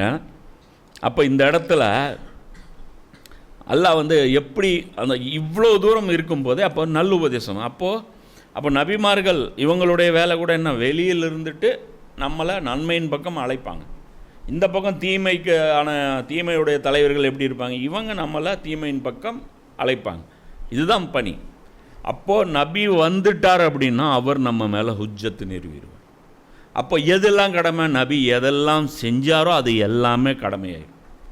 நபி எதையெல்லாம் நடைமுறைப்படுத்தினாரோ, நபி சொல்லால் செயலால் வாழ்க்கையால் அவர் என்னெல்லாம் சொன்னாரோ அது எல்லாமே நமக்கு மேலே கொஸ்டினபிள் ஆகிரும். அவருடைய உம்மத்துன்னு நீங்கள் சொல்லிட்டீங்கன்னா சாதாரண வார்த்தை கிடையாது. முஸ்லீம்ன்ட்டு இது அல்லாமா இக்பால் சொல்கிறாரு. முஸ்லீம்னு நான் சொல்லிடுறேன், வானத்தை அப்படி தூக்கி பார்க்கும்போது என் நெஞ்சம் கலங்குது. எவ்வளோ பெரிய வார்த்தை அது முஸ்லீமுங்கிறது. இப்ராஹிம் நபி பையனாக இருக்கிறதுக்கு கழுத்தை எடுத்துகிட்டு போய் வைக்கிறாரு. அப்புறம் எல்லாம் சொல்கிறான், இப்போ நீ முஸ்லீமுங்க. என்ன முஸ்லீம்ங்கிறது என்ன, இப்போ நீ முஸ்லீம் ஒத்துக்கிட்டாப்பா, நான் ஒத்துக்கிட்டேன், நீ முஸ்லீம்னு ஒத்துக்கிட்டேன். அதுதான் உச்சகட்ட பதவி வாங்கினது இப்ராஹிம் நபி. என்னது இத்தனை இது பண்ணி, என்ன குடும்பத்தை பகைச்சி, மன்னரை பகைச்சி, ஊரை பகைச்சி, இருந்த வாழ்க்கையை தொலைச்சி, ஊரை விட்டு விரட்டப்பட்டு, நெருப்பில் தூக்கப்பட்டு, மகனை கொண்டு போய் பாலைவனத்தில் விட்டு 80-90 வருஷம் வாழ்க்கையில் அடி போத்த இதே பார்த்து நிம்மதி இல்லாமல் அந்த காலு இப்படி அப்படி. என்ன ஜெருசலத்திலிருந்து, ஈராக்கிலிருந்து ஜெருசலம் போக வேண்டியது, அங்கேருந்து மதியனுக்கு வர வேண்டியது, அங்கே ஒரு ஹப்பு இங்கே ஒரு ஹப்பு உருவாக்க வேண்டியது. அந்த காலு நடந்து நடந்து நடந்து நடந்து தேஞ்சதுனால அந்த காலை கொண்டு வந்து மகாம் இப்ராஹிமில் வச்சுட்டான். இந்த காலு பார்த்துக்க, இது தாண்டா உங்கள் எல்லாருக்கும். இப்ராஹிம் நபியுடைய செப்பலுக்கு சமம். நம்ம அவருடைய செப்பலுக்கு கூட சமம் கிடையாது. ஏன்னா அதுக்கு பயங்கர அந்தஸ்து இருக்குது. அங்கே போய் 2 ரக்கா தொழுன்னு வேற. என்ன நீ மூட நம்பிக்கை என்ன வேணாலும் வச்சுக்கோ. அது அந்த மூட நம்பிக்கைலாம் ஹலாலான மூட நம்பிக்கை. அது உங்கள் கணக்குப்படி மூட நம்பிக்கைன்னு வச்சுக்கிட்டீங்கன்னா சரியா. அப்போது அந்த செப்பலை எவ்வளோ அந்தஸ்து எல்லாம் கொடுத்து அதுக்கப்புறம் ஒத்துக்கிறான். நீ வந்து முஸ்லீம், இப்போ நீ முஸ்லீம் ஒத்துக்கோ அப்படிங்கிறான். அப்போ நபி வந்தார்னாலே முடிஞ்சு போச்சு, டிஃபிகல்ட் ஆகி போச்சு. ஏன் ரிவீல் ஆயிடுச்சுல்ல, நிறைய விஷயம் உனக்கு கன்ஃபார்ம் பண்ணிடுறாங்கள, ஈஸியாக கற்றுக் கொடுத்துட்றாங்களா. அல்லாவை பற்றி உங்களுக்கு எவ்வளோ டேட்டா கொடுத்துட்றாங்க. அல்லாஹ் தூங்க மாட்டான், அல்லாஹ் சமது, அல்லாம் எளிது வலம் உள்ளது. எவ்வளோ மன நிம்மதியாக நீ இருக்கலாம். யாரும் பரிந்துரை செய்ய மாட்டாங்க. இதெல்லாம் அல்லாஹ் பற்றி எவ்வளோ பெரிய சீக்ரெட்ஸு. நீ எத்தனை ராக்கெட்டு லான்ச் பண்ணாலும் நாசாவும் ரஷ்யாவும் சேர்ந்து கம்பைன் பண்ணி ஒரு இதை அனுப்புனா கூட அல்லாஹ்வுடைய சிஃபத்தில் ஒன்றை கூட உன்னால் கண்டுபிடிக்க முடியாது. இந்த வானம் பூமி எப்படி இயங்கிட்டு இருக்குது, மலக்குமார்கள் எப்படி வந்து இயக்குறாங்க, இதுக்கு பின்னாடி இருக்கக்கூடிய ஹிக்மத் என்ன, இதுக்கு பின்னாடி இருக்கக்கூடிய அல்லாஹ்வுடைய கட்டமைப்பு என்ன, ஒன்று கூட தெரியாது. அப்போ அத்தனை விஷயம் ரிவீல் பண்ணாங்களா. அதுக்கு நன்றி உபகாரம் என்ன தெரியுமா, அல்லாஹ்வுடைய வேலைக்காரனாக மாறணும், அல்லாஹ்வுக்காக உழைக்கணும். இது தான் அல்லாஹ் அது சொல்கிறான். இங்கே பாருங்கள், அல்லாஹ் 73ஆவது அத்தியாயத்தில் 15ஆம் வசனம் அல்லாஹ் சொல்கிறான், நிச்சயமாக ஃபிரௌனிடம் தூதரை நாம் அனுப்பியது போல் உங்கள் மீது சாட்சி சொல்பவராகிய தூதரை நாம் அனுப்பி வைத்தோம். அல்லாஹ் என்ன சொல்கிறான் பாருங்க, ஃபிரௌன்ட்டு அனுப்புனல்ல அதே மாதிரி உங்கள்கிட்டையும் அனுப்பியிருக்கு. ஃபிரௌன் மாதிரியே நீங்களும் நடந்துக்கிறீங்களான்னு பார்க்குறேன். ரசூலை வந்து பைக்காட் பண்ணி, அதான் பாருங்கள் எக்ஸாம்பிள், ஒரு மனசுக்கு ஆறுதலாக இருக்க வேண்டாமா, ஹாரூனிடம் அனுப்பியது போல் அப்படின்னா ரைட் ஓகே. ஃபிரௌன்ட்டு அனுப்பின மாதிரி உங்ககிட்ட அனுப்பியிருக்கேன். அல்ல பாருங்கள், ஃபிரௌன் மாதிரி நீ நடக்கிறியான்னு பார்க்குறேன்டா. நான் ஃபிரௌன்ட்டு அனுப்பின மாதிரி அதே மாதிரி ஒரு ரசூல், பனி இஸ்ராயேலில் எப்படி அவங்க வந்தாரோ அதே மாதிரி ஒரு தூதரை, சாட்சி சொல்பவராகிய தூதரை நாம் அனுப்பி வைத்தோம். சாட்சி சொல்வார். எப்படி சாட்சி சொல்வார்? 22ஆவது சூரா ஹஜ்ஜில் 78ஆம் வசனம் அல்லாஹ் சொல்கிறான், இன்னும் நீங்கள் அல்லாஹ்வின் பாதையில் அவனுக்காக, அல்லாஹ்வுடைய பாதை அல்லாஹ்வுது, அவனுக்காக, உங்களுக்காக இல்லை, அவனுக்காக போராட வேண்டிய முறைப்படி. எப்படி போராடி, உங்களால் முடிந்த அளவு இல்லை, போராடுவதற்கு எவ்வளவு எலிஜிபிலிட்டி இருக்குமோ, உன்னுடைய இஸ்திதாத் எவ்வளவு உள்ளதோ, உன்னுடைய சக்தி எவ்வளவு உள்ளதோ அந்த அளவுக்கு முறைப்படி போராடுங்கள். அவன் உங்களை தேர்ந்தெடுத்து கொண்டான். முஸ்லிமா அல்லாஹ் நம்மளை தேர்வு செஞ்சுருக்கான். இந்த தீனில் அவன் உங்களுக்கு எந்த சிரமத்தையும் ஏற்படுத்தவில்லை. உன் கெப்பாசிட்டி என்னவோ அதை மட்டும் செய். அதுக்கு மேலே போட்டு நான் உன்னை புஷ் பண்ண சொல்லலை. இதுதான் உங்கள் பிதாவாகிய இப்ராஹிமுடைய மார்க்கமாகும். இப்ராஹிமுக்கோ இது தான் நான் சொன்னேன். அவன்தான் அதற்கு முன்னர் உங்களுக்கு முஸ்லீம் என பேரிட்டான். முஸ்லீம்னு பேர் வாங்கிறது சாதாரண வேலை கிடையாது. எல்லாம் சொல்கிறேன் பாருங்க. இப்படி பண்ணிங்கன்னா உங்களுக்கு நான் ஒரு பேர் தரேன், முஸ்லீம். இவ்வேதத்திலும் அவ்வாறே கூறப்பட்டுள்ளது. இதற்கு நம்முடைய தூதர் உங்களுக்கு சாட்சியாக இருக்கிறது. அந்த போராட வேண்டிய முறை எதுனா, நம்ம தூதர் முஹம்மத் ஸல்லல்லாஹு அலைஹி வஸல்லம், இவரை ஃபாலோ பண்ணுங்க. இந்த தூதர் உங்களுக்கு சாட்சியாக இருக்கிறார். இன்னும் நீங்கள் மற்ற மனிதர்கள் மீது சாட்சியாக இருக்கிறீர்கள். இப்போ அவர் போயிடுவார் கொஞ்ச நாளில், சரியா? இவர் ஹிஜ்ரி 10 இவருக்கு எக்ஸிட், இவருக்கு ரிட்டன் விசா அடித்தாச்சு. அடுத்தது உங்கள்கிட்டன்னு நீங்கள் ஒவ்வொருத்தரும் வருவீங்க, வெறும் களிமா சொல்லிவிட்டு என்ன அந்த தூதர் மேலே செலவாத்தை சொல்லிவிட்டு அப்படியே தஸ்பீ மணி ஒன்று வச்சுக்கிட்டு அப்படியே உருட்டியெல்லாம் நினச்சிடாதீங்க. இந்த தூதர் உங்கள் மீது சாட்சி சொல்லுவார். நீங்கள் மனிதர்கள் மீது, மற்ற மனிதர்கள் மீது சாட்சி சொல்லணும். எப்படி சாட்சி சொல்லணும்? நம்மளை பார்த்தா அவன் எந்த புக்கும் படிக்க தேவையில்லை. மாமனிதர் நபிகள் நாயகம் புக்கே நாங்கள் தரக்கூடாது. ஏன்? நாமளே மாமனிதராக நடக்கணும். புரியுதா? அழகிய முன்மாதிரி புக்கெல்லாம் தரக்கூடாது, ரஹீக்கெலாம் தரக்கூடாது. நீ தான் ரஹீக்கு. உன்னை பார்த்ததுக்கு அப்புறம் கூட அவன் இஸ்லாத்தை கற்றுக்கலைன்னு வச்சுக்கோ, உன்னை தான் அடிப்பேன். உன் கூட ஒருத்தன் இருக்கான், ஆனால் உன் கூட இருந்து கூட அவனுக்கு இதுதான் இஸ்லாமுன்னு தெரியலையாம் போச்சுன்னா ஒன்று தான் முடியாது. அப்போ ரசூலாவுக்கு அப்படி தானே, என்ன தீனுங்கிறது. இப்போ நமக்கு ஒரு தீன் இருக்கிறதே யாருக்குமே தெரியாது. என்ன பாய் இப்படி அல்லாஹ் சொல்கிறேன், மனிதர்கள் மீது சாட்சியாக இருக்கு. எனவே நீங்கள் தொழுகையை நிலைநிறுத்துங்கள், இன்னும் ஜக்காத்தை கொடுத்து வாருங்க. அல்லாஹ் சொல்கிறான். இது செய்கிறது பயங்கர கஷ்டம்.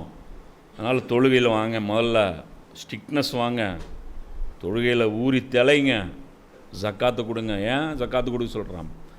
ஏன்னா அல்லாஹ்வுடைய பயமும் துனியாவுடைய முஹப்பத், இந்த ரெண்டும் தான் நம்மளை நபியுடைய சுன்னத்தை ஃபாலோ பண்ணுறதுக்கு தடுக்கும்.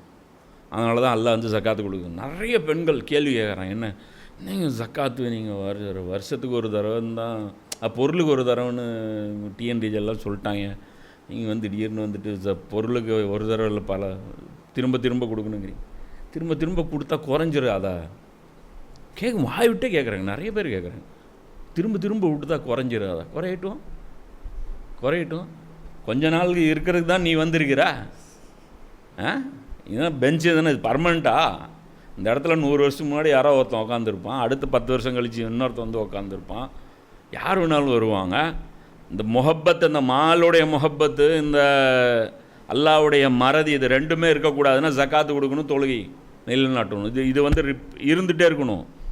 அது அல்லாஹ் சொல்கிறான். அந்த உங்கள் சௌரியத்துக்கு என்ன இருக்கக்கூடாது, அந்த உழைப்பு உங்கள் சௌரியத்துக்கு கொடுக்கக்கூடாது.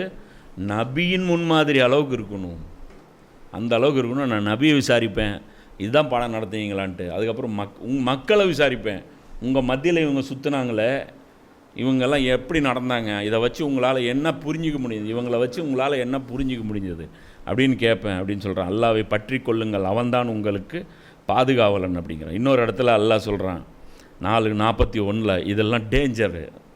நபிமார்கள் ஏன் வந்தார்கள்? ஹுஜ்ஜத்துன்னு நம்மளை ரிவிட் அடிக்கிறதுக்குன்னு வந்திருக்காங்க. நம்மளை முன்னாடி பின்னாடி எஸ்கேப்பே ஆகாத அளவுக்கு பண்ணுறதுக்கு வந்து ரசூலா அழுகுறாங்க இந்த வசனத்தை ஓதும்போது.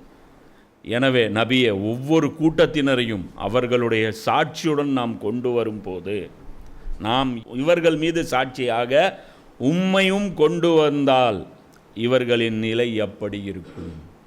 உன் உம்மத்துடைய நிலைமை நீ நினச்சிப்பார். கூப்பிட்டு வந்து இதுதான் உங்கள் நபி கற்றுக் கொடுத்தாரா, ஷஹாதத் அலன்னாஸ், இதுதான் நீங்கள் இருந்தீங்களா மனிதர்கள் முன்னாடி ஒரு எக்ஸாம்பிள் செட் பண்ணுவது தான் ரசூலுடைய பணி. உலகத்துக்கே ஒரு எக்ஸாம்பிள் செட் பண்ணி கொடுத்துட்டு போகணும். இன்றைக்கி பாயை பார்த்து யாராவது எக்ஸாம்பிள் செட் பண்ணிக்குவாங்களா? கெட்ட முன்மாதிரி ரிவர்ஸில் இருக்கும். கெட்ட முன்மாதிரி, அதாவது முன்மாதிரியாக இல்லைங்கிறது ஒரு குற்றம், தவறான முன்மாதிரிங்கிறது குற்றம். ஷஹாதத் அலன்னாசு உல்ட்டா கொடுத்துட்ருக்குறோம். ஏட்டா ரசூலில் எந்த தீனும் கற்றுக் கொடுக்கல. இன்னைக்கு தீன் என்ன, நம்மளுடைய தீன் என்ன? நோ தீன், நோ தீன். தீன் இல்லைங்கிறது தான் ஒரு பந்தை மூமியினுடைய தீன். இன்னைக்கு நமக்கு ஒரு தீன் இருக்கா? நிச்சயமாக கிடையாது. அப்போ இதில் என்ன புரியுது நமக்கு? அப்போ நபிமார்கள் வந்தாங்கன்னா அவங்க சாட்சி நமக்கு சொல்லுவாங்க, ஹுஜ்ஜத் அதை வைத்து நிறுவப்படும், விசாரணை அதை வைத்து சொல்லப்படும். கலிமா சொல்வது பெருமை அல்ல, அது பெரும் பொறுப்பு. அது அந்த கலிமாவுக்கு உண்மையாக நாம் இல்லாத பட்சத்தில் மிகப்பெரிய லெவலில் மாட்டப்போம். வேதத்துடைய ஒவ்வொரு பக்கம் குறித்து நமக்கு விசாரணை நடத்தப்படும். ஏன் படிக்கலை, புரியல, இல்லை சொல்லித்தரல, எங்கள் மதரசால பாடம் நடத்தல, நோ எக்ஸ்கியூஸ். இப்படி ஒரு நபி வந்தார். நபின்னு என்ன அர்த்தம்? லா இலாஹ இல்லல்லாஹ் முஹம்மது ரசூலுல்லாஹ்னு அர்த்தம் என்னடா உனக்கு? அது தெரியுமா? முதல்ல ஏன் தெரிஞ்சிக்கல? என்ன முயற்சி பண்ண? எவ்வளோ எஃபர்ட் போட்ட? எவ்வளோ முக்குன? இந்த பக்கம் துனியாவை கற்றுக்கிட்ட, இங்கிலீஷ் கற்றுக்கிட்ட. இங்கிலீஷ் எந்த அளவுக்கு கற்றுக்கிட்டா? அங்கே வெள்ளைக்காரனுக்கே லண்டனில் போனீங்கன்னா பாகிஸ்தான்காரன் நிறைய பேர் இங்கிலீஷ் டீச்சராக இருக்கான். அவனோட ஆக்சென்ட் பார்த்திங்கன்னா வெள்ளைக்காரனுக்கே ஆக்சென்ட் வந்து அவங்க வந்து அந்த அளவுக்கு இது பண்ணுவாங்க. இந்த பக்கம் குரானில் எடுத்திங்கன்னா 0 நாலேஜ், இந்த பக்கம் அறிவு கடல், இந்த பக்கம் ஞான சூன்யம். என்ன, இந்த பக்கம் அறிவு கடல், இந்த பக்கம் ஞான சூன்யம். இது கேட்டால் என்ன உம்மத்து? சொர்க்கம் கிடச்சிரும், மறுமை கிடச்சிரும்? ஒன்றும் கிடைக்காது. அப்போ இது புரிஞ்சுக்கணும். இன்ஷா அல்லாஹ் இதில் இந்த ஆகிர் தாவானா அனில் அல்ஹம்துலில்லாஹி ரப்பில் ஆலமீன்.